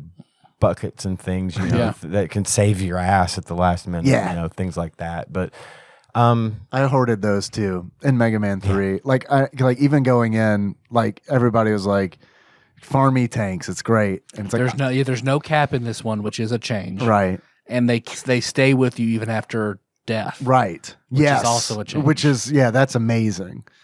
And I didn't have to farm them, which was nice because it was like if I would have had to farm them, I don't know how long I would have done that. Because like I don't know it's Mega Man is just a kind of game where I just want to sit down and I want to play it and I want to get through it in one sitting. Yeah. Like that's how I like to play Mega Man. And the games. stages themselves are mercifully short. I mean, in that regard, if the game lends itself to a quick playthrough because the stages are no more than maybe 5 or 6 screens, and there's not a whole lot of enemies on each screen, and I think they knew they couldn't do too much because of the lag, because of the limitations of the system. There are some really talking about limitations of the system. Like there are like a few moments of slowdown that I encountered, but like not a whole lot. Yeah, generally. And like what I was amazed by, and I know there's some of this in Mega Man 2 as well, but man, I was really impressed by there are some big sprites in this game, like the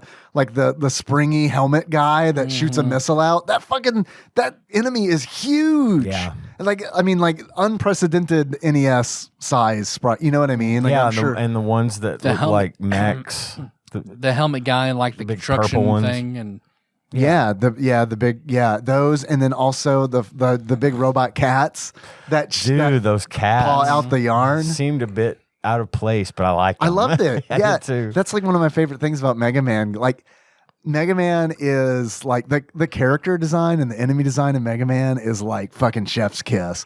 And it is one of the reasons that I think like the Japanese box art is so much better because it's like that's essentially like worked up concept art for like the Robot Masters. And it's like I love that. And it's like don't try to strip away the anime of Mega Man because that's like the fucking like heart and soul of Mega Man, really. It's like all of that, like that style, like you were talking about, like original Dragon Ball. Like it does like have that kind of the Astro Boy like vibe. It's got that, and I hate to see it. That's when I see like the North American box art. It's kind of one of those where it's like, especially in hindsight, looking back at it, where it's like anime's mainstream.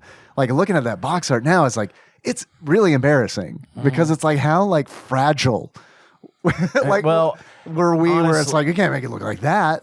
That's for kids. It goes back to selling this to kids, right? Well, and what's funny to me too is that big print ad that you sent me the image of was like they obviously don't care. They know because the tagline under it is Mega Man 3. We don't need to say anymore or something like that. Yeah, and it's a photograph of the box art. And it's a photograph of the box art, and it's like, you know what? They could have put anything on that box, and Mega Man fans are going to buy it. So just go with the other. This time we don't have to worry about, we already have a demographic here that we're playing to. Just make it look like the Japanese box art. Who cares? Because you don't have to overthink it. I do love that print ad though. Anything else you need to know? This is a super arrogant ad. Which was super common back in this time, the early 90s. You could throw a rock and hit an ad just like that one in just about any magazine or newspaper. It's just a white background. There's a photograph of the Mega Man 3 box, and then down below it in a headline font, it says Mega Man 3, period. Anything else you need to know? And then there's a couple of gameplay pictures. 3 tiny screenshots, and then about a paragraph of copy, the Capcom logo. It's done. And that's all they needed to do. It's pure hubris, but it's warranted. Absolutely warranted because we know what we've got here. It's Mega Man. We're going to sell 1 billion of these things because everybody loves Mega Man. So, but they made big important changes in this one. They did. Too. Like Rush. Like it felt weird going back to 1 and 2 and just having special item 1, special item 2, special item 3. Right. No, it was absolutely a brilliant decision to give that some personality and yes. make it Rush. Rush. So- You got Rush Coil, you got Rush Jet, and you got Rush Marine in this one. Yep. And holy shit, like, man, running out of like, there's like, okay, That's one. It's in my bad category. yeah, for okay, This game. we'll save it then. Well, okay. If this game were a movie or a celebrity, yeah, what would you assign to it? if this were a movie, I was gonna go with Astro Boy, just because Mega Man is Astro Makes Boy. sense. That makes sense. I went the Corey Feldman route. Okay. Well, All right. that's- I've yeah, got totally. another Corey Feldman movie for it. I got to remember this. Hang on, bear with me. If this game were a Corey Feldman project, Ian, what kind of got it. what would it be? Hang on. I Is it had it pulled up. Super Robot Monkey Team Hyperforce Go? No, Because that's my Corey Feldman movie for I it. saw that when I was looking up earlier. I was like, what my Google search was Corey Feldman robot movie? And just hoping something would pop up. And that showed up. And I was like, I never heard of this. But I actually do have an answer. Mine is The Surreal Life. And it is because I love to imagine I would watch an animated series where it's all the robot masters and they're living in Wily's castle. And it's like they're just, it's like drawn together. Do you remember that Yes. show? But it's fucking Pharaoh robot. Man is a huge dick. Right. And like picking on Cut Man. Yes, right, exactly. Snake Man, you left your snakes in the toilet again. So I would watch the shit out of that. Mine was a Corey Feldman movie from 2012 called 6 Degrees of Hell. Because I just had so much trouble playing it. It was frustrating to me. Yeah. Probably hardware glitches or software glitches. And yep. I just found myself not enjoying my time with this No, I game. understand. I could see it. I want to go back, but it just didn't do it for me. I mean, even Tyler, you're right. Like that shit, the controls need to be tight. Like, because, and they are on the NES, but it's like, I can't imagine input delay on a game like this because it's like, No. even playing it on an NES, like there are times where you have to slide, where you're talking about like those giant springy frog mech looking things. Yeah. You got to slide under them. And it's like, even with playing it on original hardware is like, I failed this half of the time. Well, and every boss's fucking first thing is start jumping at you. Yeah. And you got to slide under them. And, I knew what I had to do. And that's where I was getting so just maddeningly frustrated was the fact that my timing was off. But I know my timing wasn't off, right. How How can you react faster than How can I right. foresee that and step myself back a half second and do everything? It just wasn't Yeah, that's a working for shame. me. And I don't see that as a reflection of the game. I just think it's my personal, what I had to do to play it was troublesome. I'm glad that you tried it, and I'm glad Yeah, glad that you are able to like give a firsthand report on like how the quality of Mega Man 3 in the collection. Sure, and I would avoid it, honestly. Yeah. I mean, you get like 5 games for $15 or whatever, and it's fine, I guess, but I just wouldn't recommend it. Yeah. Just emulate it or buy play it on original hardware, whatever you're going to do, but not that one because I think it's kind of a slop together port. Yeah. I just didn't like it. There's I think it's called Sick Jake was talking about it on the Discord. I think it's called Read Ahead, which is like an option in some emulators that essentially like just about negate input delay, Oh, really? which is a really, really neat. It's a really neat technology. And like from what he was, I may have the name of it wrong, but I think it's Read Ahead. But from what he said, it's fantastic. Sweet. Yeah.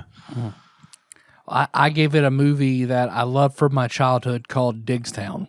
Diggstown. Digstown is a movie. Diggstown. Diggstown. Diggs Town. I've heard of that movie. It is. What's his name? They named the high school after him in Family Guy. James Woods. James Wood is the protagonist. What's his name? He's the protagonist. He's the protagonist. Wow, And okay. what's his name? Dern. Laura. Bruce Dern. Bruce Laura's- Dern is the Laura's antagonist. Dad. Yeah. They have the two of them have a bet about this old boxer in town that like years ago, he was said to have won like 10 fights in a day. So they have It's a fucking lot of fights. Yeah, they have boxing matches. Yeah, sure. So they have a bet that he can't do that again. So it is him fighting like so many fights over the course of like 3 days. Was his name Little that. Mac? Maybe. Big Mac. Big He's Mac. He's a big dude. Bigstown. And it's him fighting these dramatically different boxers all the way through. Are they So it culturally insensitive or nah? I don't remember them not being, and I remember it ending with like they break some guy out of not break some guy, but get some guy released from prison who was like this murderer to come be like the final match, and That a whole seems bunch of like shit. that's So- high risk, Yeah. low reward, right? Yeah. What was the bet? Like, I get you an ice cream sandwich. $1. I want to say it was like $1 million. Okay, well, I'll probably break a murderer out of prison for that.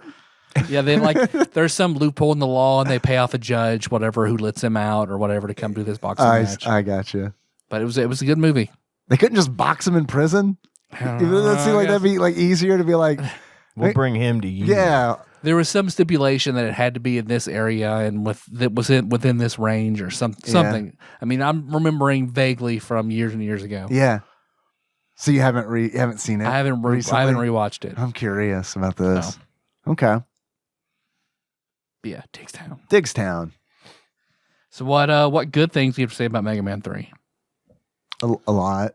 I think the music's fantastic. Good. Oh, yeah. Fantastic. Really good music. Fantastic. Like, that would be on my list for sure. there's like the songs. The intro music, Oh man. man, it like starts out all like bluesy and shit, and then it like transitions over to like the more like traditional, like what you think of when you like think of a video game intro like theme. Man, it's so good. Like Proto Man's like that theme, like the fact that like that he has his own song, and it's like when you hear it, it's because an event is happening. Like it's just so like it's so good. It makes it all feel epic. You know what I mean? Like it makes it all feel like designed. Like they were thinking this through. This wasn't slapped together. This was like this is gonna happen, and in order to have like Proto Man have a big impact when it like they're gonna play this song. When we were doing like Simpsons to Mega Man parallels on Discord, I think Sandwich Boat Phil was like, Proto Man has to be Duff Man. And I was like, oh, that makes total sense because he just fucking shows up at random with his own music, interrupts everything. Proto Man is here. But I think like I go back and forth because like I think Mega Man 2 has phenomenal music. I honestly don't know which has better music, like because it's all so good, and it's I mean. I think Snake Man has fantastic music. I love that stage music. I think Magnet Man has wonderful music. It's like you said, the intro, the music is like this is like top tier NES music. Yeah, no, I agree with you. And it's like readily available on YouTube. I was listening to it on Spotify. There's like, I guess, an official album, and they have like the PlayStation, I guess, remixes on there. Which are also like good, but it's weird to like hear it not coming through like an NES sound chip. You know what I mean? It seems very, it's jarring. It's almost like, I don't know. I think one of the things that makes the Mega Man music like so good is the fact that it's like, they're just utilizing the hardware. Like not only is the music itself like compositionally good, but they're also just utilizing the hardware in the most optimal way. Yeah. And it's like they make it sound really good. One of the things I mentioned earlier was that it's short and sweet. The levels are short and sweet, easy-ish to get through, but challenging enough to be worth it. And then, you know, they get you to that boss level pretty quick, which I like. You know, I don't always like a game where you got to grind through this huge, long, drawn-out level, and then by the time you get to the boss, you're fucked. Yeah. Yeah. You know, you're down to your last bar of health, and there's a sacrifice. You got to lose a life just to be able to get enough health. A lot of save stating for me in this one. Me too. But I did like the level design. I thought it was quick, short, to the point, but not dull. Yeah. And it's nice too, because like if someone's playing this like the purist way, where they're not looking up a boss order, the levels are so short where it's like you can get to a boss And it's like, well, fuck. Clearly, I need to come back with like a weapon. right, You know, you can experiment, and it's like, But you're not slogging it back through it. right. You're not sitting through Taking an hour to 45 do minutes, it again. yeah. Yeah, you're able to zip through it. Yeah. I think the rest of my goods were what I mentioned, like Rush, the E-tanks being unlimited, and the slide. All new things to Mega Man 3. The slide mechanic. That's huge, man, because it's like when I was growing up, obviously I played Mega Man DOS, which didn't have a slide, but then like later on I played Mega Man 1 for the NES, which also doesn't have a slide, and then I played Mega Man 2, which also doesn't have a slide. It was interesting to play a Mega Man game with the slide. And you can change your trajectory with it. I know, and that's really everything, really fucking cool. And it's super useful. I mean, you could tell that they built a lot of the enemy mechanics around the fact that the slide exists now. Yeah, and it's a problem for me when I forget that it exists. I do too. Because that would happen to me, where it's like, fuck, I can't get past these things without getting hit. And then, like, finally it fucking dawns on me. Oh, I have a slide. I bet I get my slide. Exactly. Well, what's the bad? Not enough disappearing, reappearing blocks. There's a name for those. I can't remember what it is. That was Finnegan smiting so evil. hard. That was hard. Yeah, they go easy on you in Mega Man 3. Do they? Yeah. I know, like in Mega Man 11, there's a bunch of that, and it's really challenging. But at one point, I gave up and just did the dog thing where I get on the sled and slide over and jump. Yeah. Yep. That's like, what is it, Fireman in Mega Man 2? In Fireman. Yeah. Yes, there's like a whole huge, a gauntlet of them. like 45 seconds of it. Yeah. And just fuck me. Yeah. I thought the menu system was a little confusing and hard to use. Switching your weapons was clunky as shit. Because like I'm like trying to go down, but it's not. Then I realized I got to go over and then down and down to get. Eventually, you get used to it. Yep. But at first, I kept switching to the dog menu, the part of the menu where the dog is. You know, the menu that the dogs use. The dogs menu. It's like the kids' table. Right. But I couldn't navigate. Will you be that ordering very off of the well. dogs menu tonight? Rough. Yeah, I did finally figure, and it became easier to use over time. But at first, I was just like, I couldn't even get out of it. I'm like, what the fuck? Yeah. And I had to adjust the button configuration. And again, I don't know if that was the software, the button configuration for me. I thought it was weird that there's like a button that you can rapid fire, and there's a button where you can single fire. Oh, this is what I had.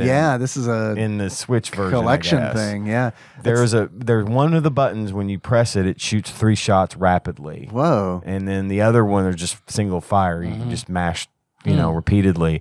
So I didn't know that wasn't a thing in the actual game. Yeah, in the original version, it's just because you got A and B, or B and A. Okay, well then that's going to go on my list of likes for that version. Because it's a nice little rapid fire where those enemies where you got to do that perfect jump to get it head level, like the bulldozer guys. That one would just instantly get them because you get 3 shots right to the head. Right. So. Yeah, okay. That's interesting. I did not realize that wasn't part of the original game. Well, I think it's if they went so in the But there's only 2 buttons on the NES controller. Right. So they factored the extra buttons in, and that's probably why they did it for this. Something that they could have done to maybe make that better is possibly to allow you to and I know it's 1990 or whatever, but if you could hot map select to one of the abilities, you know what I mean? That would so be you could bypass where it's fuck man, I use Top Man, the I can't remember his weapon. Spin attack. Which took me forever to figure out. Top spin. How to use that. No I did shit. not know what the fuck. I died so many times. You go into that many times. After you beat him, you go into that next boss and you equip Top Man, and I'm pushing fire and nothing's happening. Like, what am I doing? Yeah. And then I had to look it up. Yeah. And I looked and it was like you jump and then hit it on top of him or whatever. I had to watch videos. And then it Same. I was like, how is this supposed to work? Now, granted, it took like 4 lousy hits to take him out once I figured Right. it was a really powerful attack, but it wasn't very easy. It's not intuitive from anything you've can't ever just seen in figure Mega it Man out. before. And because of that, I never trusted it. Even after I learned how to use it. I never use it again. I was like, Never use it again. right, yeah.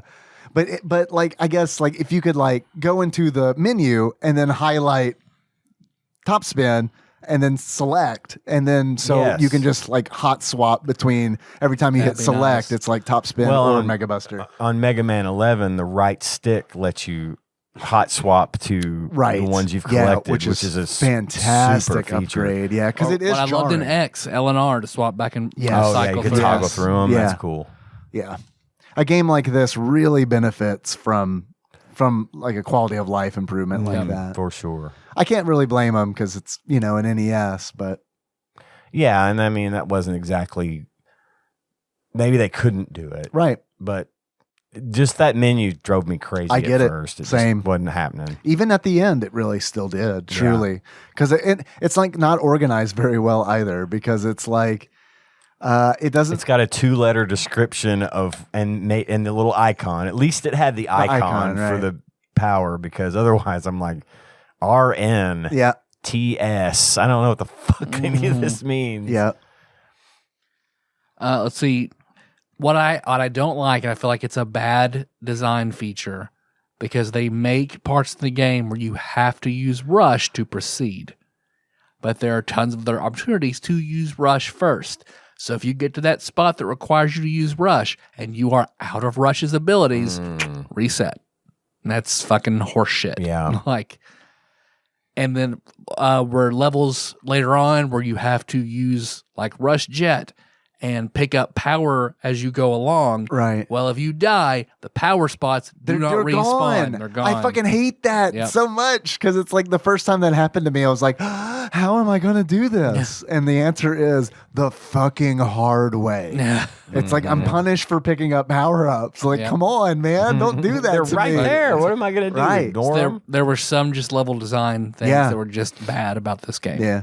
And then I also had the lag in Hardman's level where the bees with the shells Oh, drop yeah, the you're shells right. and Fucking Like the bees. wasp lag. nest. It's just lag bomb. Yeah. Lag bomb. Just or Gemini laser. If it bounces off something, just lag. You're right. I forgot about all that. Yeah, you're totally right. I love getting as many bees as I could possibly get on the screen. It's like, because they're hard to shoot. So like the first couple times I'm just like, fuck it, I'll run from them. And that works for a while. Yep. But yeah, when there's like a shitload of bees, it's like, okay. Now You run back again and more spawn again. Right? Yeah, go back half a screen and the shit has respawned. It's like it gives you no buffer. You turn around, you can't really go back very far, but if you go back even a half screen, everything that was up there is back. Yeah. Yep. And I think like, I don't know because I haven't looked to see when Mega Man 2 released, but I imagine it was very close to Mega Man 3 because I heard that this was rushed. And Yep. it totally makes sense that it was Well, they rushed. named the dog Rush. Yeah, right. Fuck, what are we going to name this thing? Looming deadline. What's the shorter version of that? Some punchier than that. Well, they do that in Mega Come Man. on, Jim-san. In Mega Man 11, they do that where the enemies respawn, but it's not always all the enemies. It's like you go up and there'll be 4 enemies on the screen and you'll drop bricks on them to kill them or whatever. Yeah. And then you fall and you go back up and there's just one enemy has respawned, not all of them. So That's nice. That would have been nice. I didn't in really, this. when I played it, I didn't really notice that. Yeah. That's a good thing. I that you only noticed. noticed because of the ridiculous respawn in Yeah. this game in Mega Man 3 that seeing those little differences makes me think they really actually, addressed it. Like this was probably a complaint. Yeah. I hated the frog enemies in Sparkman stage because if they're jumping at you, you can shoot them one hit, they're dead. Once they actually land like frogs, their hitbox becomes like a pixel. Yeah. And you have to have Snake Man in order to kill them if they're not jumping. I fucking hate them. And then I don't like item grinding No, that I you don't have to either. do for a lot of shit. But where did it deliver? Where did it not deliver? Or where did it deliver most for you? It delivered most for me in the gameplay. Like I know, like there obviously the things that you pointed out, but like on the whole, I thought it was a lot of fun to play. Like a lot of fun to play. It falls apart for me a little bit, and this is why I would place Mega Man 2. I would say Mega Man 2 is a better game than 3. Let me rephrase that. I prefer Mega Man 2 over Mega Man 3 because like there comes a point in the game where it's like you beat all the robot masters and it's like, okay, now beat the bosses from Mega Man 2. It's like, what? Yeah, do that. Okay, and now boss gauntlet. But wait, I have everything I have all the original weapons from Mega Man 2 to use against these robot masters from Mega Man 2, right? No, you don't. Actually, you're just going to need to figure out. No, just guess which ones, right? guess which ones work against guess which new weapons work against the same old bosses. What about Crash Man? Which one of these think Crash Man is weak to? Have fun. So that was Wind Man. Go ahead. So that was annoying, and also their stages were like remixes of the Robot Master stages that you'd already just done, but they're harder versions. Which that part was like, okay, that's fine. I kind of liked that part, except for that's where I started running into you didn't get through this on your first try, and you picked up all those power ups. Well, it's time for you to get real fucking good at this level. Yeah. For me, it delivered for me in the same way that all the Mega Man games have always delivered, which is I just like the robot masters. Hell yes. I love the creativity that goes into those. They're always neat. Yes. They're always neat little concepts, and they're fun to learn and see. I don't even care if they're whipping my ass half the time, seeing what they do and what. I think that's really cool that for every Mega Man game they come up with, they don't just, in the sense that they make you fight them again, they do recycle them. Sure. But they always have, 9 or whatever, 6 or 8, whatever new bosses that are just fun and neat to look at and interesting concepts. I agree. So that's where it delivers. Character design is fucking phenomenal. Yeah. And it's like seeing how they translate from like the art to the video game itself. I feel like they do a really good job there too. Do you have a favorite looking Robot Master from Mega Man 3? I would say I liked Top Man. Yeah. I liked him. I didn't like his power, but I thought the Top Man was neat. And I also liked Hard Man. Hard Man was cool. Yeah. He was a little different, he was a little blockier, a little more stocky or whatever, and I liked his weapon pretty well. The fist. The fist, yeah. You know who John Turley's favorite Robot Master is? It's Bottom Man. Bottom Man. To bring back a nickname he asked us to change.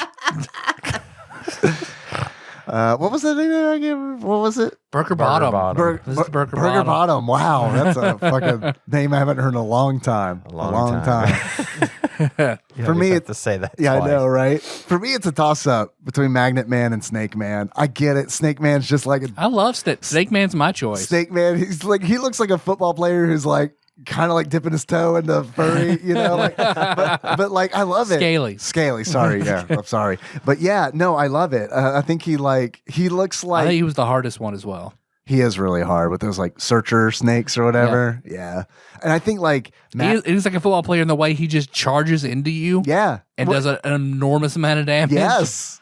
And then like Magnet Man, I just fucking respect it, dude. He has a giant fucking cartoon magnet on his forehead. And it's just like, I'm going to wear this and whip your fucking ass. Because there's Shadow Man who looks very ninja-esque, and he's sort of like the Metal Man. Only if the blade, instead of going infinitely in any direction, it just yo-yos back to you after like a quarter screen. Mm-hmm. And he's cool looking. And there's Top Man and his weird you spin in a circle power. Right. As long as you're in the air. As long as you're in the air, all yeah. Right. There's Snake Man, like we said, little searcher snakes. Gemini Man, which when you fight him, he splits into two. So then you're fighting two bosses with his laser, which is powerful, but it fucking bounces all over the place and just turns into a live I think that machine. was the inspiration for the Will Smith movie Gemini Man, where he plays himself and himself fighting himself. All right. In the Mega Man live action movie, Will Smith definitely played Gemini Man. For sure. Well, okay, outside of Mega Man 3, the only thing I had to judge Mega Man on was the Captain N and the Game Master. And that is the most fucked up version of Mega Man because, I mean, one, he's green. Yeah. Because whatever the producer's TV didn't do the signal correctly, so he was green, so they made him green in the show. And he's 2 feet tall and sounds like a frog. Yeah. Well, the 2 feet tall they got right. Let's see, and there's Needle Man, so his power is sort of like a more powerful Mega Buster. It sounds like the Mega Buster. It functions like the Mega Buster. Spark Man, which is frustrating. Who's on the North American box art. Yep. That he doesn't really do damage. He just paralyzes them. And that fucked me over so many times because I'd shoot it and they'd freeze and then I'd jump over them and try to shoot them again. And I'm just wasting my power. Yeah. And of course they unfreeze and then they're all behind me and shit. So yeah, the moment when you run out of a Robot Master's weapon when you're fighting a boss and it's just like, and you die and it's like, now what? Yep. I guess I'm going to go in with the Mega Buster? Maybe he's also weak to saw blades. Right. Rush, get me out of here. Yeah. And then, of course, Magnet Man, and then Hard Man being giant metal launching his fists. Yeah, I like that. Yeah, the rocket punch, his weapon. I think that was really cool. And it's Very like powerful. very powerful, but slow. It was like balanced. Yeah. I liked it a lot. Well, if we were to have like a Tadpog top NES games, where do you think Mega Man 3 would fall in our list of all NES games? It'd be in my top 100.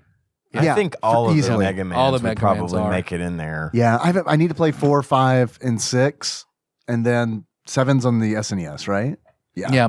So I need to play 4, 5, and 6. But I think at this point, yeah, it probably would be in mine as well. It's just a staple game. I think it's one of those things you just gotta know. You gotta at least give it a shot as to say if you're climbing that NES mountain. Yeah. Mega Man's a must. Yeah. A must play. Yeah, no, I loved it. I mean, I thought it was fantastic. I liked the game. Again, it was my experience, not the game. Yeah. I didn't like. You guys have any achievements? Not me today. Unprepared. I have 2 achievements. The Okay. first of which is I am master of magnet. In order to X chickens, in order to like I am master of magnet. You have to die to Magnet Man, and that's how he taunts you. That's weird. And then my second achievement is Requiem for a Dream. In order to unlock Requiem for a Dream, you have to keep losing to Needle Man.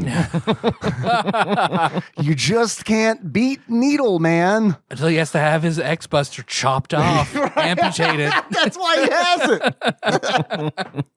That was Mega Man's origin story. It was a heroin addict that Dr. Light found. Yeah, in Requiem for a Dream 2, Dr. Light stumbles upon him. It's like, oh, dear child, let me put a fucking gun on your arm. I mean, there is that one weird Wonder Shows skit where a hardened detective is killed in an explosion, but you see in the background there's like a wino behind him.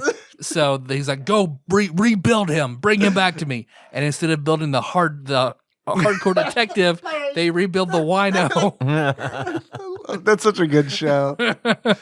Dr. Light's like, what happened to your girlfriend? Well, I've got 2 as well. My first one is Buster Bust Loose. Nice. And that is you defeat all the Robot Masters using only the Mega Buster. Oh my God, I love it. And the other is those damn dirty apes. And that is you kill all the apes before they drop in hardband Oh my stage. God, those fucking Because once they things. drop, there goes half your health. Done. Yes. Good achievement. I That forgot is. about the apes. Yeah. I blocked the apes. Yeah, for real. I hated those Yeah, things. they're the worst, man. You know the ones I also didn't like, where they would pair these enemies up with the frogs that you were talking about earlier. The fucking slow falling parachuting guys. Oh my God. Yeah. It's just like we're gonna throw fast frogs at you and these slow motherfuckers, and it's just like And you're on narrow platform that you can Right. fall off of, and Into when the- you get into hit, the you flames get and knocked die back immediately. And die. That's where I Yeah, used that all was- of my Magnet Man power. Just that they go straight Yeah. up to the parachutes. Yeah, that's where I should not be stingy. Yeah, me neither. But instead, I'm like, I'll jump to this platform, bait him out, jump back, kill him with the mega button, go forward, and it's just like this slow process. Because I watched a speedrunner beat this game in like 33 minutes. Oh, dude, So, man, I'm so glad that you mentioned that because if you go to the TADPOG, if you're listening to this and you're like, what is a Mega Man? Backlog Banisher Dane's brother, Green Stash, he was kind enough to like record gameplay, and that is so on the TADPOG channel on YouTube. There is a long play of Mega Man 3 that's expertly done by Green Stash in like somewhere in the 40-minute range. Cool. And I asked, good. I'm sorry, I said Backlog Banisher Dane, Mr. Puzzles, yeah. Esquire. I asked him, I was like, L Puzzles. Esquire. right, thank you. Is your brother on speedrun.com? And he's like, no, I don't think he's ever submitted it. And then like maybe a couple hours later, he's like, someone put him on there, and he's like in the top 100. Nice. So I mean, that's pretty awesome. Yeah, it's very neat. Yeah, that's cool. Like in some of the speedruns that I've watched, it's just like it's just sliding, slide. Like I couldn't do it. Yeah. You know what I mean? Like I just, Slide jump, slide jump, slide jump. Yep. it's like all the Symphony of the Night speedruns. Oh, where like they're just Alucard backdashing. moonwalking through the whole thing. God, and it's like I get it. It's faster that way, but I don't want to play the game. I don't want to play it like that. Fuck Right. that. No. Or Earthbound runs where it's just like skip sandwich, run, skip sandwich, Yeah. run, skip. Oh. But even that, I feel like that's a little more intriguing to me, like the skip sandwiches, because like, wouldn't it just get to a point where it's like you're really just kind of making the game harder for yourself by like skipping all these random encounters and stuff? There's like there's like a risk reward thing there. That's true. Tyler, Yes, Dave. I had a lot of fun talking about Mega Man 3 with you boys. Yeah. Before we close things out, if you were to give this game a beard, that sums up how you feel about it, what kind of beard would you give it? The beard of Albert Einstein. The real life The Dr. real Light? life mustache. Because one, he looks like Dr. Wily. Uh-huh. Two, he's brilliant like this game is brilliant, but also had a few fucked up things about him like this game does as well. Okay. What are the fucked up things about him? You're gonna have to be going back into that research. No, it's okay. I was just curious. I'll bring you next week with the fucked up things about Albert Please, Einstein. a new segment. Every week you tell us a fucked up thing Thing about about Albert Albert Einstein. And it goes on forever. Okay. Tyler, Yes, Dave. if you were to give this game a pair of glasses, that sums up how you feel about it. What kind of glasses would it be? Those cool shades of Proto Man, dog. Hell yeah. Blues, rock, roll, and blues, and eventually Forte in the later Mega Yeah? Mans called Bass here in the States. Okay. Forte in Japan. Weird that they changed that. Yeah. Yep. It is. It's weird. I don't understand. Because like the whole like thing with Proto Man was like, we can't call him blues. This motherfucker's red. Kids won't understand that. Yep. He can't call him blue and he's red. The Kids fuck? don't get irony. These kids are stupid. Look, I bet we can run this ad. We'll still sell a bunch of these. And they did. Oh, the fucking TV commercial. Did you guys watch the TV did, commercial yeah. for Mega Man 3? Uh-uh.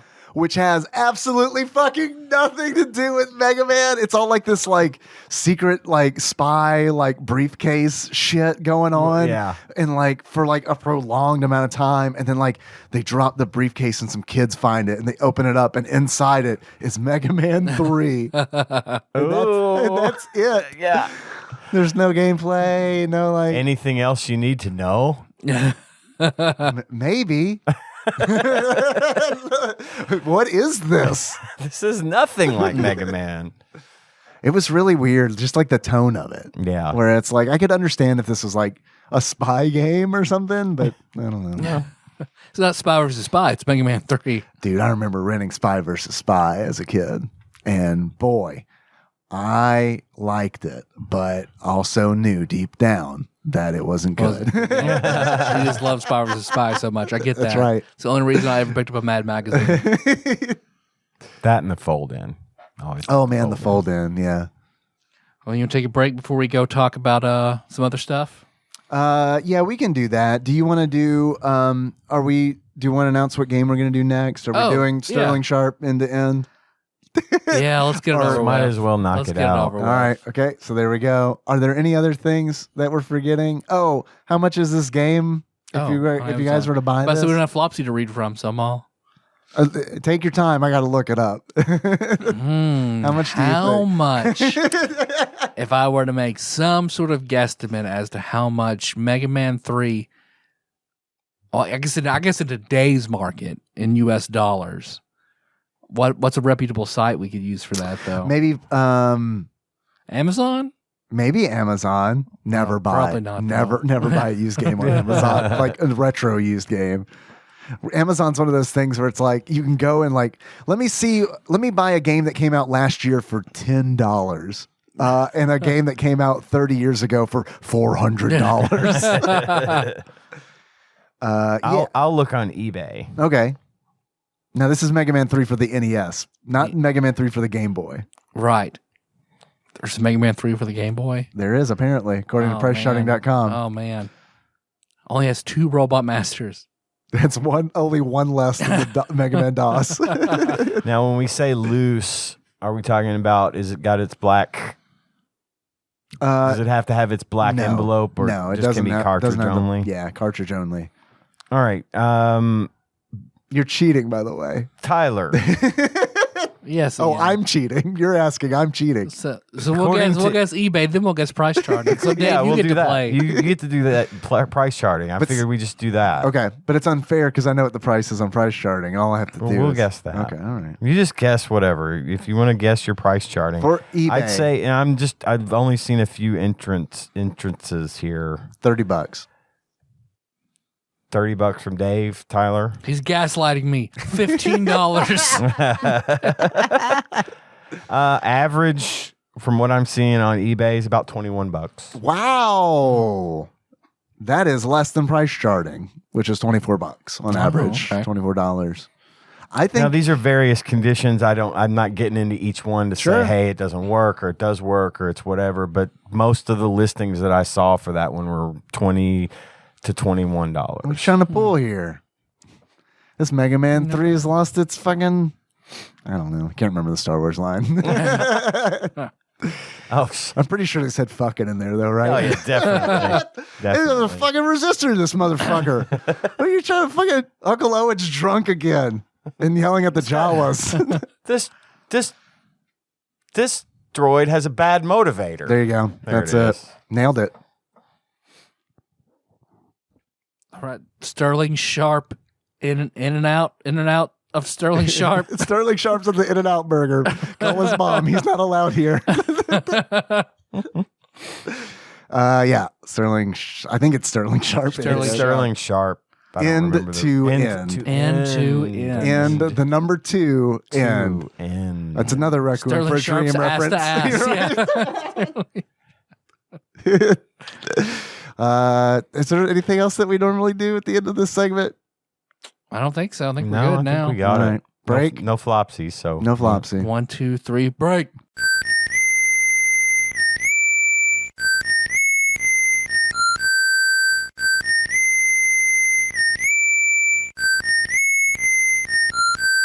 And we're back All right. in POG form. Get my sun-kissed pineapple water. Hell yeah. All right. I got my. Oh, you got You another want one? one? Hell yeah, man! I'm over here drinking the poor man's Poor bottle man's of water. bottle of water. That Dasani. Yeah. Oh man. Put extra It's salt actually in there. not. The It's poor- actually not poor man's water. Yeah. Yeah. The middle class man salt water. Yeah. You guys can afford to be a little more thirsty. It says Yep. it right there on the bottle. Fucking the arrogance of the Dasani. I love Fuji water. Love it. Yeah. But God, Melissa hates it. Really? She's like, it's oil water. It feels. It's like, well, I can sort of see that, but I like that. I just fill up from the. Have we had this conversation on the show recently? I feel like maybe we have. From the fridge. Yeah. Yeah. Okay, we have. Because I do that too. I was just getting ready to say it, and then I'm like, wait. Yeah. I think I've already said that. Yeah. Well, it's also tough to like keep up with. Did I say that on the microphones or did I say that off the microphones? Yeah. Because we have so much better conversations off the mic. Oh, if only you guys knew. If only you guys knew.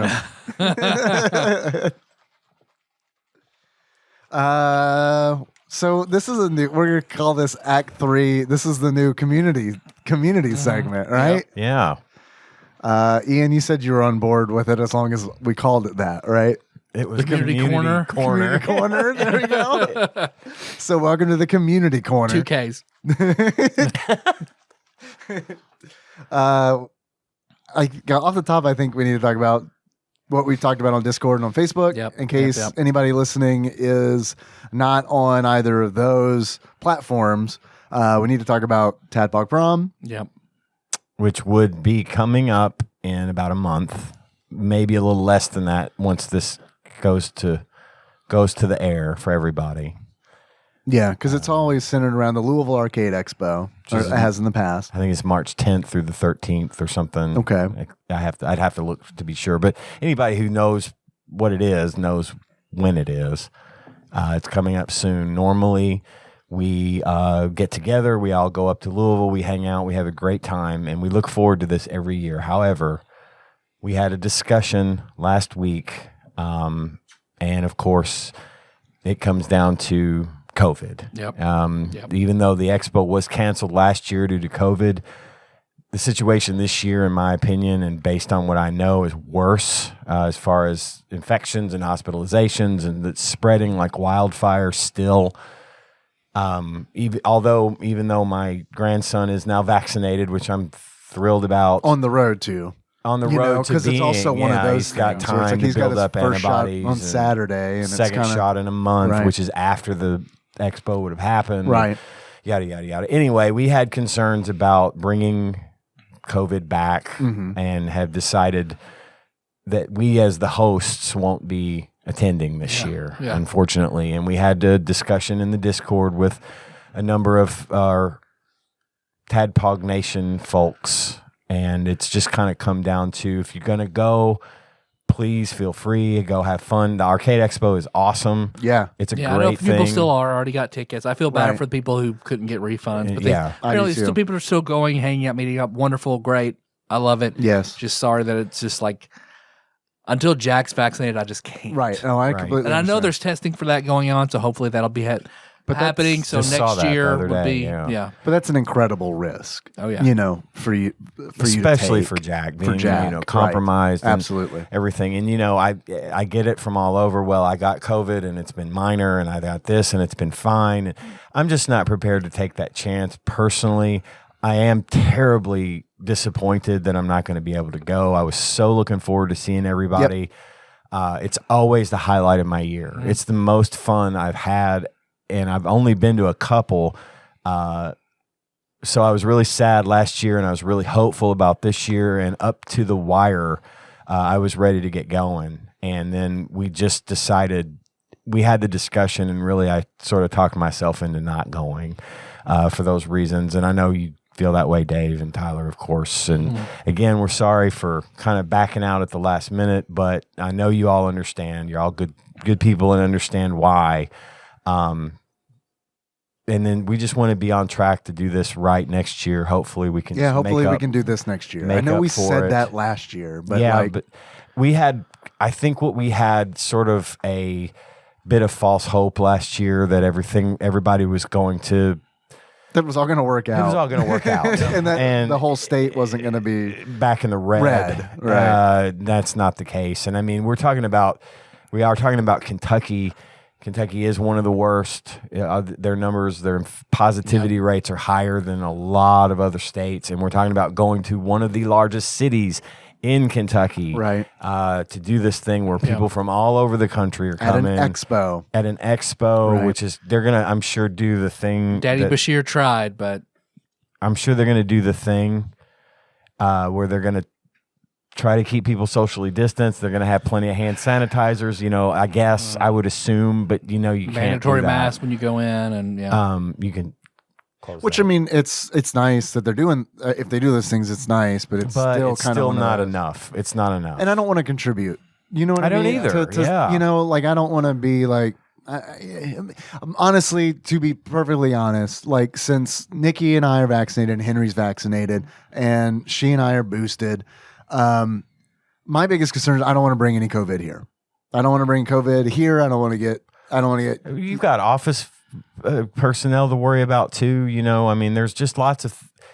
It's just part of a overall responsibility that I feel, and I know you feel, to not contribute to the problem. Sure. And doing this would, I think, contribute to the problem. Whether or not it happened, whether or not I brought it back, whether or not I got it, I just think it would be irresponsible of me personally. I have nothing against anybody. If you're comfortable going, go, have fun. I want to hear all about it. Be very careful as you can. Yeah. But, you know, for us, I think we just want to make sure everybody's safe and good and ready to go back next year and make up and just party. Yep. Party like it's 2023, baby. And I hope that we fucking orgied up, no protection. Fucking next year, we'll do it. We'll do it upright. Everything, just raw dog in it. Let me lick all your assholes. You know, assholes are like fingerprints. Everybody's is different. Everybody's taste is different. I guess. So the next TADPOG problem, what we're going to do is we're going to have some molding clay, and everybody's going to need to drop their trousers and sit on it. And then we'll have a little guessing game. Yeah. We can set a little guess who. Like, does your asshole have a skin tag on it? I'll get Taryn to bring the monster mold dildo, and we'll have a complete set. So I guess with that out of the way, we've got a couple things here that we can experience. I have a package. We have a Josh, TADPOG sweetheart, Josh Nance, recently delivered several packages from the P.O. box to Nikki, who then delivered it to me. And now I come bearing a package from... emblazoned with Ziggy's. Which can mean only one thing. Kana. I believe we have a package here from Kana. Mm-hmm. TADPOG Santa, Jack of Ziggy Moons. That's right. We have... I love it when he does that. I don't know. We have no idea what's in the box. This isn't going to be funny to any of the listeners because let me tell you what else we have. We have, when I came in here, sitting on the table, there are 2 bags of illegal chips. Can I read? Please read. From bag number 1, the very first thing on the top is, ever taste a horse? Which part? That Any of the depends. parts. Wildly. Illegal chips, horse meat flavored. These are the flavors the government doesn't want you to try, says Illegal Al, the mascot for illegal chips. Weird Al's twin. We've also got a bag of ever taste a maggot? Illegal chips. Kasu Marzu maggot cheese flavored chips. Illegal Al is an alligator. And he's wearing a mask like a bandit. He's illegal. Well, maybe he's committing a just crime trying not to by spread bringing you his fucking COVID everywhere. No, not that kind of mask. A bandit mask, like a raccoon. Yeah, remember when we thought those worked? Yeah, there are those chips. So anyway, so I came in and I was like, "Oh, did you get these for the show?" And because we had been talking about them like a week before, and then Tyler, you said that I believe these were sent to us by Drew and Bailey. She'd asked for our my address here earlier because she couldn't send her to the P.O. box. So I believe this is from too her. illegal to deliver to P.O. boxes. They're like, ma'am, I'm sorry. We don't allow any images of alligators wearing masks through our system. Well, you know, the Postal Service scans for 3 things: drugs, guns, and illegal chips. And SD cards. Yes. They see that SD card and they're like, nope. Shred it. Throw it in the trash. Throw it in the alligator pile.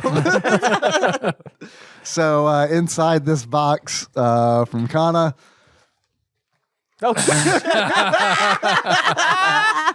I knew there are 3 different kinds. Well, this one is the maggot cheese one. Repeat of the maggot cheese. That's funny. Kasu Marzu. Kana, thank you so much for sending that. Yeah, there's Illegal Al. Oh wearing yeah. his little bandit mask. Oh, it's like the Hamburglar mask. Yeah. Wow. So thank you.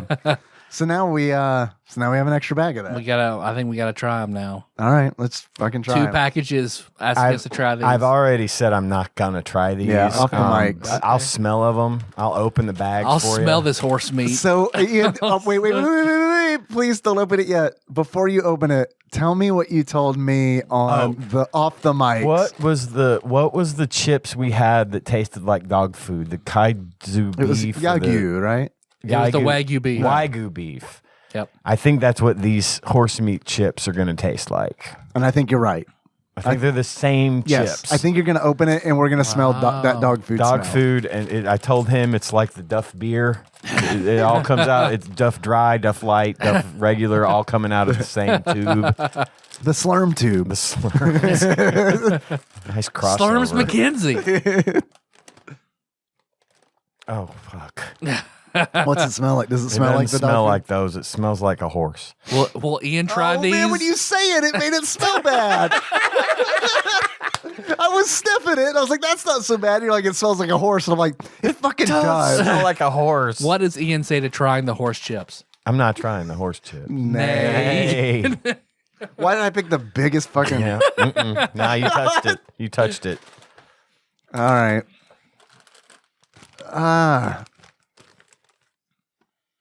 That's a reasonable chip size. These absolutely Let me go back for are a big not No, I literally got the biggest fucking... flavored There with you go. fucking horse by any means. So big. So- Not bad. American Oh, horse chips, so big. Ingredients. I can't read that. Hang on. All right, horse. Have you hit my Bible? Just one ingredient, horse. It's a drawing of a horse. It's Like a They child's photocopied BoJack Horseman. child's drawing of a horse. Does not mention horse. Yeah.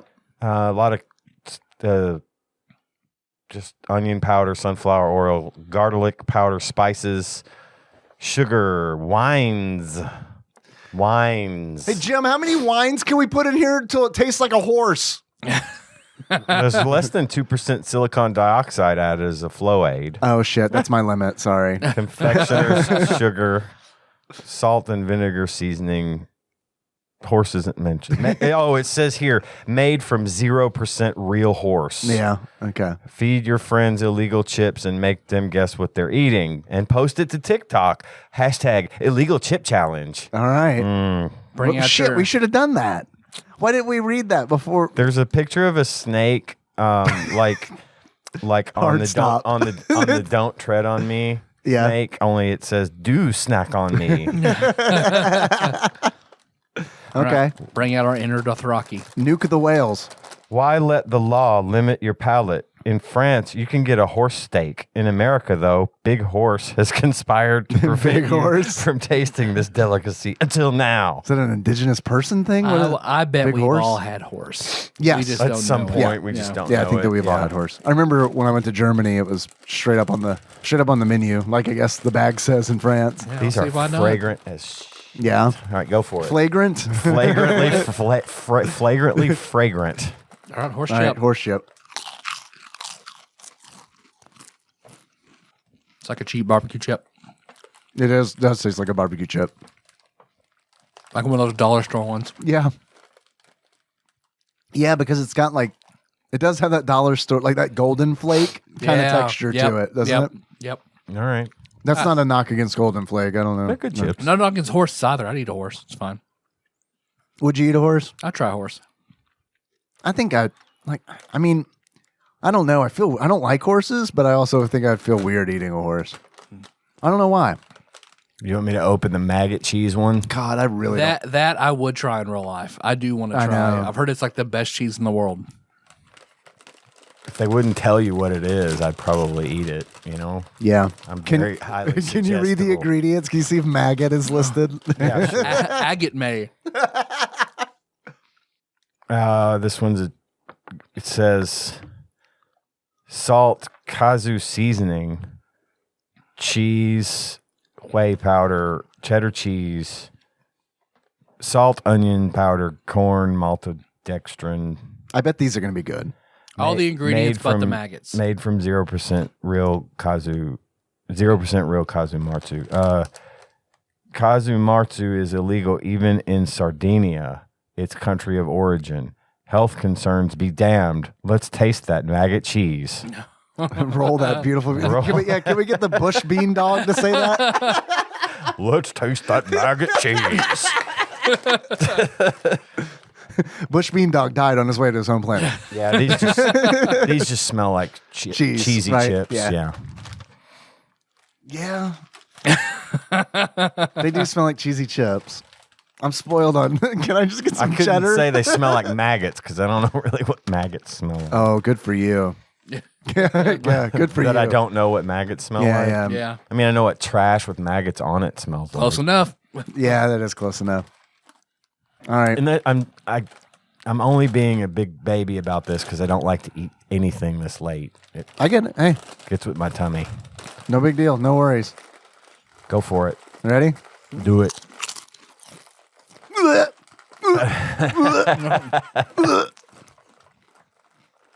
It's okay. I wouldn't eat these. They're not bad, but I wouldn't eat them. It messes with your brain a little bit, Yeah. but It messes with your brain. because you still Just feel like knowing what it is. It's like psychologically. What it's supposed to approximate. Yeah.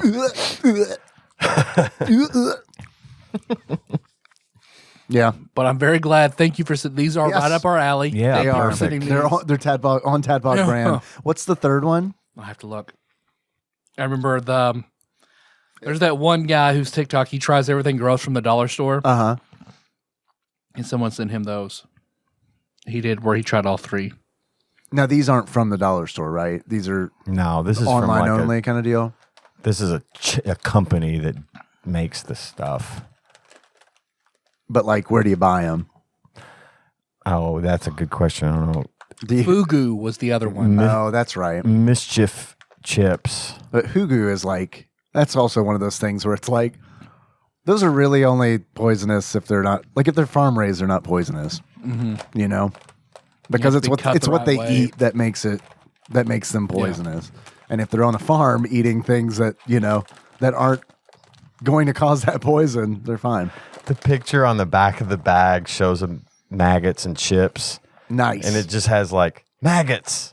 now with 100% more maggots. Just as maggots. I can see dangerous, why. illegal. I can see why Fugu isn't included because Fugu was designed by Mythical Kitchen. Yeah. So The illegal chips are, you mean? yeah, just the Fugu Oh, just the flavor. Fugu one. So I Okay. bet that's only on Mythical Gotcha. Kitchen. Okay. I thought they were involved in all of these. These came from straight out of Brooklyn. Okay. Mischief Product Studio, MSCHF. No vowels in the word mischief. Oh, I thought that was that's how they're publicly traded. Probably. You got to wonder how much money that a company like this makes doing stuff like this. Probably quite a bit Yep. because this is all really this is just all marketing. Like Yeah. this is all marketing. It's like the one chip. Yeah. It's like that's just all marketing. But I mean, I shouldn't say it's all marketing. Like the one chip is actually a really Like a hot hot chip, chip, but I mean, it's like, come on, you're paying $5 for a single chip. It's like you're buying marketing. You're buying, to something to use in a video yeah, or something. and I mean, I'm not saying there's anything wrong with that. No, I mean, we've got one at my and house. I like them, and like the packaging, like at least I'll say for the one chip, like the packaging design's very yeah. nice. I mean, Wonderful. it's elaborate. It makes you feel like, okay, I don't feel guilty for spending $5 on this experience. Right, This right. cardboard coffin that's like well designed, and that's you can justify it. Yeah. But the horse meat, okay, cheap barbecue chip. The Kasu Marzu it doesn't taste like any cheese chip I've ever had. I'll give it that. Yeah. It is different. Yeah, Well, it says Kasu cheese flavoring. Like the seasoning, yeah, that's definitely so it's that's- definitely different. Probably derivative of the real thing, I would say. probably right. What can we create in a lab that tastes approximately like maggot cheese? You know, which I mean, I don't know. You look at the cheddar chips and stuff, and it's like that don't taste like cheddar to me. You know what I mean? Yeah. Like I like how it tastes, but it doesn't taste like a block of cheddar cheese. You Right. know? Someone was eating cheese in the other room and yelling the description of how it tastes to the guy in there making the powder to I put like on that. it. Yeah. Did you know all chip powder comes from aliens in outer space? Yeah, of course. Yeah. I got that. Somebody said White Claw tastes like you're drinking TV static while someone yells the flavor from the other room. It's what that craze is over, right? I haven't heard any, Dude, I saw stacks of White Claw at Walmart today. because they're overstocked because they can't sell There them was or what? quite a few missing from Yeah. the pile. I'm just I curious. guess people are still buying them. Because I hadn't heard, it hit so hard, Yeah, right? right. And then Man, like, last time Brandon and Cheryl were over, that's all they drink. but that was tons of White that was Claw. also a while back That was a while too. back. I mean, You're right. but yeah, Bring I back guess. Bartles and James. Now we got that hard Mountain Dew flavor, the hard Baja Blast and all that. Yeah, I saw really? that. I don't know. I don't know necessarily that we need it, right? No.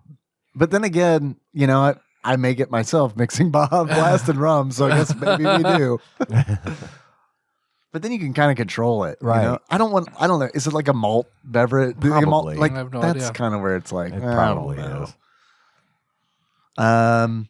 I got a quiz. Fuck yeah. You Yeah. want to take a quiz? Oh, Let's yeah. do a quiz. Got a quiz that came in from one Ross Rachel Green from across the pond, entitled I Thought I Opened This. Turning Japanese. Tyler, you all right? You're up walking around? You good? Getting in his medicine kit. NyQuil time? And Altoids? NyQuil and Altoids. You know that's some powerful sleep medicine when it comes in a metal tin like an Altoids tin. Uh-huh. Was it seriously powerful? What was there? Seriously. Curiously? Curiously strong. Curiously strong. There we go. Oh my gosh. What else? Like Curious George. He's curiously strong, right? Yeah, he's a monkey. They're They're all all strong. Monkeys When are he super strong. ripped the man in the yellow hat's face off. Yeah, like what a brave fucking move. You're gonna dress like a fucking banana? Right? You live with a taunting monkey? him. Like what is that? Like That's The just man in the yellow hat has a death wish, so he's just waiting. He's Thanos. He's waiting. I fucking love this. I want to read that Curious George book. The fucking dark psychological thriller, Curious George. Will today be the day that George rips my face off? How's your puberty going, George? George is a castrato. This quiz is entitled Turning Japanese. Ross begins. I try to be a polyglot. I really do. But I'm not good at languages. I can barely speak English at the best of times. So, of course, I get the weeb idea every so often of learning Japanese. And I don't know why. It won't help me at work. I don't know any other Japanese people or speakers to talk to. I can't watch undubbed anime because Simone isn't learning. Basically fucking useless, but it passes time at work. You did so well with the PS2 Top 50. We are now on to Dreamcast. Oh God. Okay. I tried to really fuck you over with a Saturn list, but there isn't one on Metacritic. Shall we begin? Let's begin. Let's do it. Ross, if you want to talk Japanese, hit me up. I've been studying Japanese for 10 months, probably an hour to 2 hours a day. I'm still not good. And I also, I get it. I get what you're saying. It won't help me at work. These are all things that I've thought. It won't help me at work. I don't know. I mean, Shake speaks Japanese. And like one day I hope to surprise him. I think that would be a lot of fun. Yeah. And he would be. But yeah. And watching undubbed anime, all like the other, like the part of that is like, for like studying for like 10 months and like learning hiragana and katakana and like starting to learn kanji. And it's like, there's still like, I'm still like fucking millions of miles away from watching anything Oh God, in they're going to Japanese and speak so understanding it. fast. It's so- They're going to speak at a natural pace, and Yeah. you're going to be like, "What? Whoa, what? What? It's disheartening. Slow down." It's disheartening at times. So I don't know. If you want to talk about it ever, hit me up on Discord. I've even got a channel on Discord that's hidden that I just use to like bookmark like Japanese language learning resources and stuff like that. So if you're interested in any of that stuff, let me know. I can give you the role for that. I'm curious. I'm like, how are you? Like, what system are you using and all that? Anyway, first question. These are Dreamcast games. This was the last 2D and first online title in this turn-based war sim. The last 2D title in this turn-based war sim. And it was the first online title. Red Alert. That's not 2D though, is it? Yeah. Red Alert's 2D. Red Alert. I don't know. Did it have a Dreamcast release? No clue. I mean, I'm good with that. Sure. I don't have any other. Red Alert. It's the only thing that came to my mind. Locking it in. It is Worms World Party. Oh. Shit. Okay. That was the last 2D Worms? Hmm. I guess they went 3D after that? I think that is more of a battle royale game, not a war game. Yeah, I can see that. It is turn-based, though. Next question. This fishing sequel takes you from the lakes of the first game to the open sea. It's a fishing sequel. Basson's Black Bass 2. Yeah. All right. Locking it in. It is Sega Marine Fishing. Never heard of it. Nope. Next question. In this game, the sun is stolen by the Fairy of the Night to gift to Full Moon Madame Luna. Knights. Probably Knights, right? The only thing I can think of. Knights. Nights. Locking it in. It is Bust a Move 4. Wow. This is going well. Woo, boy. All right. Next question. This game was known as Shutoko Battle in Japan and Highway Challenge in Europe. What is a Dreamcast racing game? Simpsons Hit and Run. Cruising USA. Cruising World. Cruising, maybe. Cruising World. Cruising World? Cruising Galaxy. Cruising Underground. Cruising. Let's just Tokyo say Drift. Cruising. If it's any of the cruising games, we win. Okay. Locking it in. It is Tokyo Extreme Racer. Not a clue. Haven't heard of that one either. Next question. This game expands on the original by adding a higher level cap, more weapons, a one-on-one mode, and more. What has a level cap, weapons, and a one-on-one mode? Phantasy Star Online. You think it expands on the original? Do you? Phantasy Star Online 2. But I think was that a Dreamcast release? Yes. Okay. That's where I played it. Okay. Logging it in. It is Phantasy Star Online version 2. Nice. You played that We got back on In high school, I had it. the. Yeah. That's where my email address, Faux Newman, came from. Ah. That you don't use anymore, right? Correct. Okay, good. Because I don't want to edit that out. No, that Hotmail address is gone. I appreciate the Annie Pots. We got one, by the way. Next question. This game supposedly had the most realistic driving physics at the time. Simpsons Hit and Run. Simpsons Hit and Run. Cruising World. Cruising World. If it's either of those, we get it. Locking it in. It is Vanishing Point. Also a great movie. Next question. This superhero game was released on every available platform and features collectible comic books. Is this Spider-Man 2? Okay. Sure. I don't know for sure, but I know I had a bunch of different releases, and about that time, I remember playing it on PC. Makes sense. Locking it in. It is Spider-Man. Fair. Yep. Counting it. Can we count Count it? it. Yeah, I gotta count that. You were saying Spider-Man also. Spider-Man also. Right? So you know they're decommissioning the International Space Station, What? and they're going to send it into the ocean. Yep. And where it's going? Point Nemo. So it's going to hit Arlie. Wow. So That's fucking it's wild. going to wake up Cthulhu. That seems like a big fucking mistake. Yeah. Isn't that thing nuclear powered? Oh. Next question. Some shit NHL game. Guess a year. So I had Dreamcast in high school. I remember I bought it as a junior, and it was already discounted. 2000. 2000. I feel good about that. Sure. 2000. Logging it in. It is 2K2. Next question. This third-person shooter starred cute, fluffy animals. A sequel? Third-person shooter starred cute, fluffy animals. A squeakquel. Oh, it's the squeakquel. Shit, I don't know. Cute, fluffy animal, third-person shooter. Isn't there a chibi something? Super Animal Royale? A chibi, I don't know. I have no idea. Chibi Robo? That is a game. And there was I don't also know what a it's game- about. A game based on the little things from Sonic Adventure Oh God, yeah. that you could play on your the memory. Yeah, cards. you put it on the little. They were like Like Tamagotchi, yeah.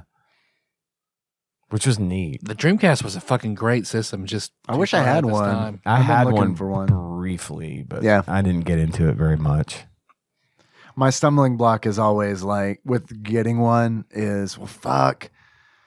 I want to get one that's modded, you know, and it's like I don't want to install all the mods. I was thinking that Just wanna buy wasn't one. the Dreamcast one of the systems you could play There's pirated games There's no on? security, so you can just Yeah. burn Yeah, DVDs. but the problem is the limitation of the media, Mm-hmm. and like a lot of the stuff that you will get that will fit on like a disc that it'll read has cut a lot of like cinematics, has cut a lot of compressed gotcha. a lot of music. Yeah. So you kind of get into this like you're getting into this area where it's like, yes, you technically can, but what is the experience might be lessened. Gotcha.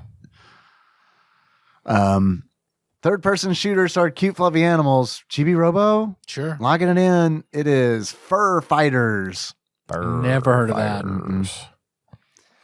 Last question. Mm-hmm. This fighting game was subtitled Millennium Fight 2000. Virtua Fighter Virtua 4? 4. 4 or 5.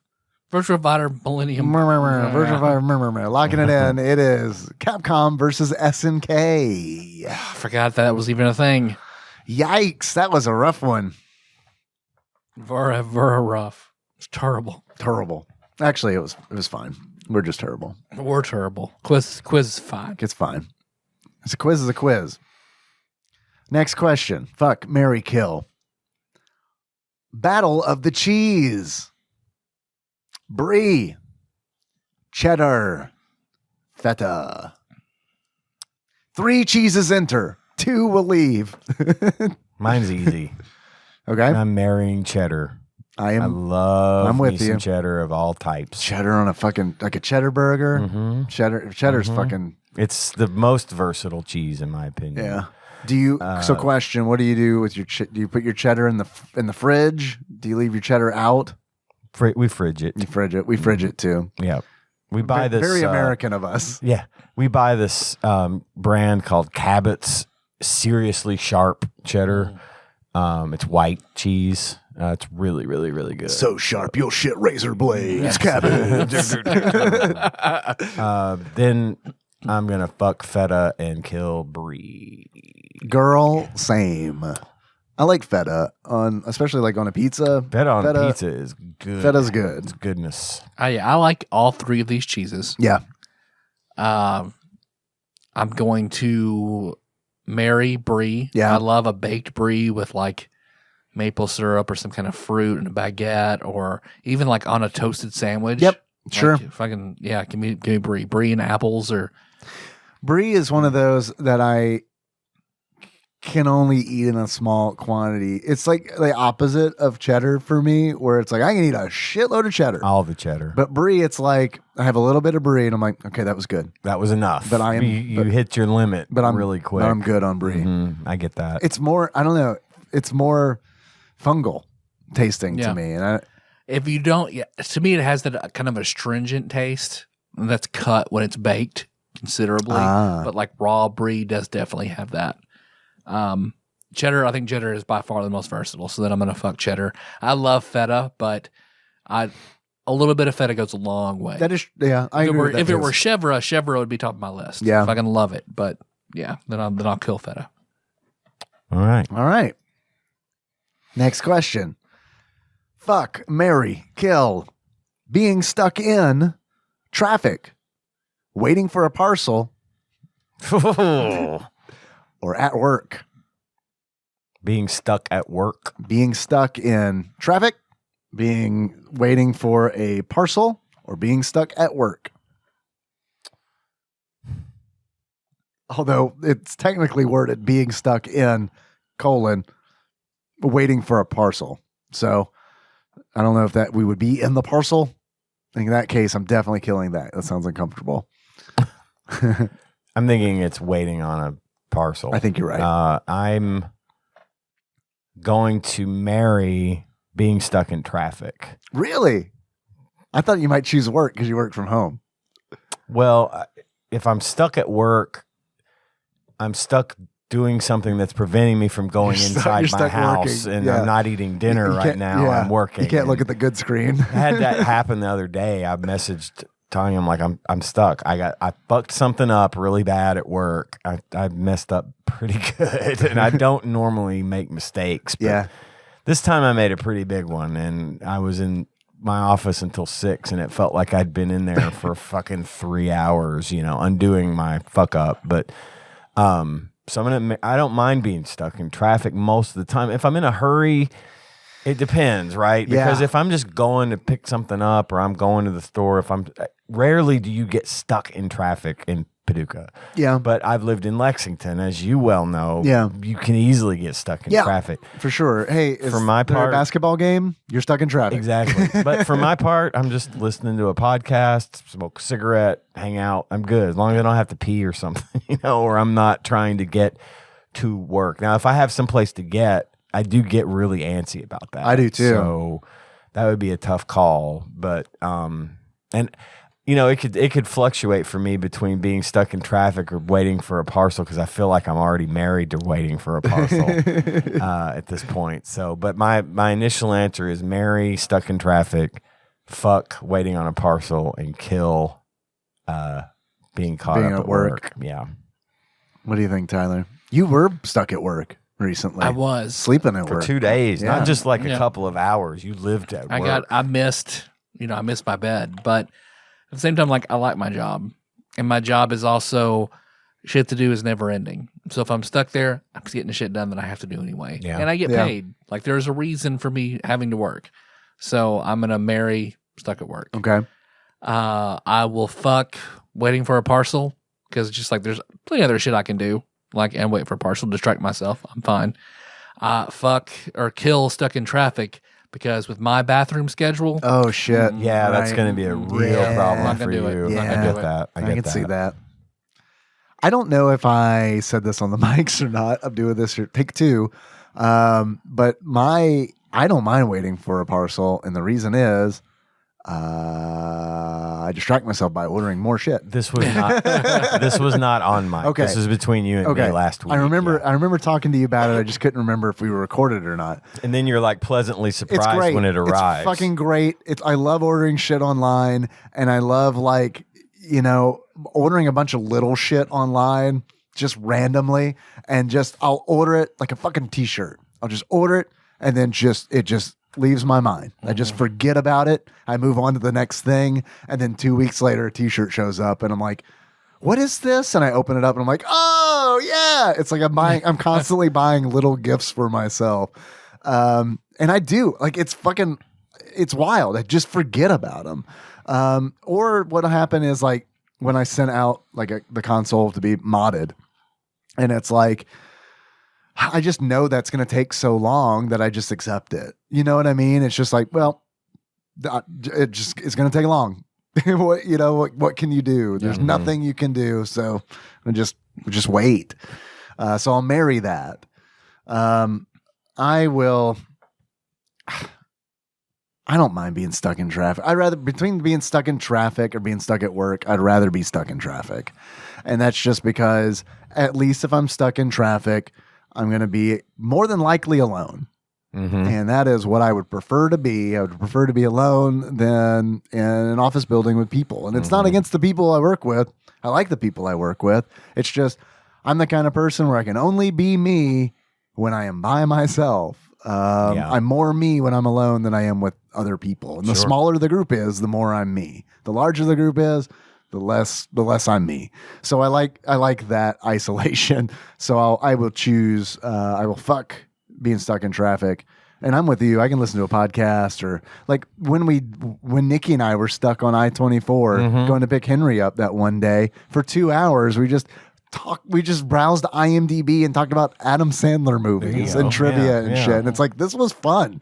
This was like, it sucked that, that we were stuck in traffic. It definitely sucked for the reason that we were stuck in traffic. Listen, I like road trips together for that very reason. But it's nice. It was like a little fucking 2-hour impromptu date that we just had, where we were a little worried about, man, I'm thirsty, but aside from that, it was nice. And then I'll kill being stuck at work. And since you mentioned t-shirts and gifts to yourself, because there's a chance it could have been in my car, which is gone, or I will continue to look for the Mr. Sparkle t-shirt I got you for Christmas. What? Oh, damn. Oh, man. That's an awesome t-shirt idea. That is a great t-shirt idea. Fuck, marry, kill. Your only method of transport. A really shitty but functional car, an okay motorbike, or a really nice one-seat moped. Your only method of transport. Well, what was the second thing? The second thing was An okay motorbike. Okay motorbike. I got to think about the practicality of having a motorcycle or a two-wheel vehicle in this area. Especially this time of year. This would be impossible to ride a bike or a moped or I was thinking about that when I turned onto Tyler's Road. I was like, because I have a motorcycle, I don't have my license anymore, so I don't really ride the bike. But recently I was told Nikki, I was like, man, I'm kind of getting the urge to, like, when it gets warm, to fucking like get that bike running because it's been neglected, and get the battery going and oil, and then fucking like go at it because it's fun. But it's not. I couldn't, like, when I saw the ice on the road, it's just like, this is fucking no. And if that was your only mode of transport, you're fucked. You're fucked. Somebody at work, his car was fucked up, so he had to drive his motorcycle back and forth right when it was starting to come down on Wednesday. God. So he sent everybody a picture of when he got home, and it was just looked like fucking Jack Frost with shards of ice all over him. Yeah. So the shitty car is what I got to marry. Yeah, same. If it's functional, it gets you from point A to B. Yep. I've driven plenty of those. Yeah, me too. Me too. Plenty of those. And they pay for themselves because chances are your shitty car is paid off. Yeah. And then I guess because I haven't ridden a motorcycle in a long time, but I do enjoy it. So I guess I'm gonna fuck the okay motorbike. Yep. I'm with you there and too. Killing the moped just because the moped isn't as versatile. Can't take that on the interstate. Can't get on the interstate with it. I wouldn't and take honestly, I wouldn't take a motorcycle on the interstate either. But you definitely can't take a moped on the interstate. Definitely not. So I think as that goes, it's the least useful to me. So that's what I'm killing. Marry the car, motorcycles scare the shit out of me, so I'm killing the motorcycle. And then I have good memories of mopeds from being like 15, 16. I kind of want to get the one going that my dad has for the girls to go. They have friends from the neighborhood. They can just take their little mopeds over. Yeah. And it's a really nice moped. Yeah. So. So then I'm gonna fuck the moped. And don't get me wrong, I would love to own a moped. I wouldn't have a problem with it. Like, I mean, that and would for be the summer, like make a quick run up to the store to grab something. Absolutely. You don't have to like fucking get all your gear on and fucking, you just go. No, I don't have anything against mopeds at all. Not at all. I feel like they get a bad rep, but like when I lived at my dollar house when I was 14 years old, I would drive that back roads to Chong's and get food and put it, under my feet and drive back, which was amazing when you're 14. Oh yeah. So, that's freedom right there, baby. Yeah. Go to my friends' houses whenever I want and have to ask mom and dad for anything, and love to have my moped. All right. Well, thank you, Ross. Very good quiz. Very good quiz. Keep on keeping on. I like them. Me too. You guys, think we got any time for calls? You want to wrap it up? It's getting a little late. We could probably wrap. I think we we're could wrap. Yeah. All right. We had a good time. Yeah. If you make sure you get your papadilla. Yeah, my papadilla window is closing. got an hour. I have 1 hour before Papa John's closes. I got the calories. Because one to call burn, would turn baby. into 30 minutes. So You're not wrong. Yeah. You're not wrong. If you do want to call us, you reach us at 270-883-2555. Leave us a voicemail. Try to keep it under 3 minutes. If you want to mail us something like presumably Drew and or Bailey and Kana have done, you can do so at TADPOG Studios, care of Nicole Nance, PO Box 3785, Paducah, Kentucky, zip code 42002. We're on all the social medias, shirts.tadpog.com for shirts. You want to leave us some reviews? We're on iTunes, Stitcher, YouTube, all that jazz. Yeah, and actually that would really help. We haven't gotten a lot of reviews recently. Yep. If you're listening right now and you're like, man, how can I help these guys? How can I make this help this podcast succeed? If you could leave a review, that would be fantastic. Yeah. We'd really appreciate it. I know I mentioned the Discord earlier. If you want to get on the Discord server, it's bit.ly/Tadpog Discord. And we do have a Patreon, patreon.com/Tadpog. Pull that back up real quick. We've got some wonderful people who donate to us on there. So big ups. Backlog Banisher Dane greatly increasing his pledge. Thank you. Dane L. Puzzles Esquire. Dane L. Puzzles Esquire. Thank you, Dane. And then another, goddamn, Usurper Grim. Reclaiming the crown. And then brand new pledge from Dylan Self. Thank you, Dylan. Thank you, Grim. Thank you, Dylan. Dylan, thank you. We also have a list of folks who we like to call around these parts the executive producers. And these are the fine folks that donate $20 or more a month on Patreon. And I would like It's amazing, to, by the way. That's amazing. It's really awesome. It's super generous. And I would like to go down that list right now if that's okay with you guys. I'm good with that. We'll start off with Temporal Eternal Savior, Cubicle Monkey, Usurper Grim, God Emperor Alex Pena, Cousin David Galino, Plinko Nick Price, Steve Dixon, Cthusiast Jeff Miners, Clambro Cody Phillips, Bantha Master, Executive Producer Dig Dougie, Gamebug Prime Nathan Eaton, Time Lord Josh Edwards, Matt Gentile, a.k.a. Gentle G, congratulations on your marriage, Magical Sleeper, a.k.a. Big Dick Pie Baker, Chris Vaughn, Usurper Grim, Princess Consuela, Banana Hammock, Flava Trick, Taryn Landon. Good Lord, that's a mouthful. I love how you. The favorite part is when you laugh a little bit right before Flava Trick. It gets me every time. I love it. I love it. And the reason I love it is because it's like seeing you laugh. When I put the list together the first time, I was like, definitely got to include Flava Trick. It's just in this like fucking notes format. There it is, Flava Trick. Every time because it seems so out of place, it makes me happy. I love it.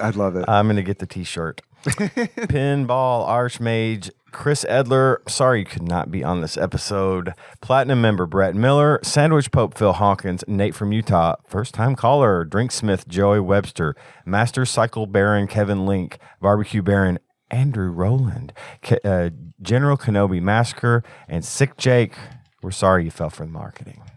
Thanks, guys. Thank you guys so much. And also mentioning Link, I'm glad that his name came up because when we were talking about Tadpog Prom earlier, we didn't mention Link, and we probably should have because last year he grand was organizer.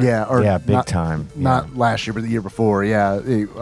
Grand organizer and really helping out this year too, and talking with him about our plans and all that. So thank you, Link. Very cool.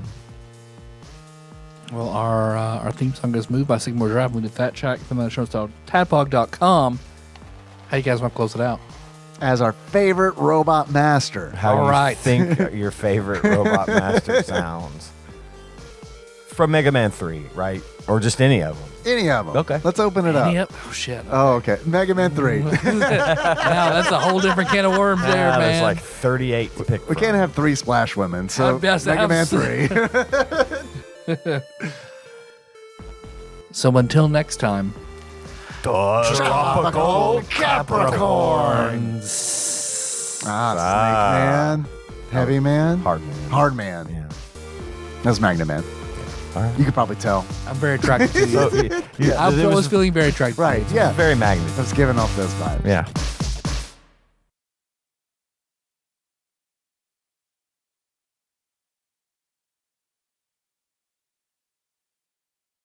And now, a dramatic reading.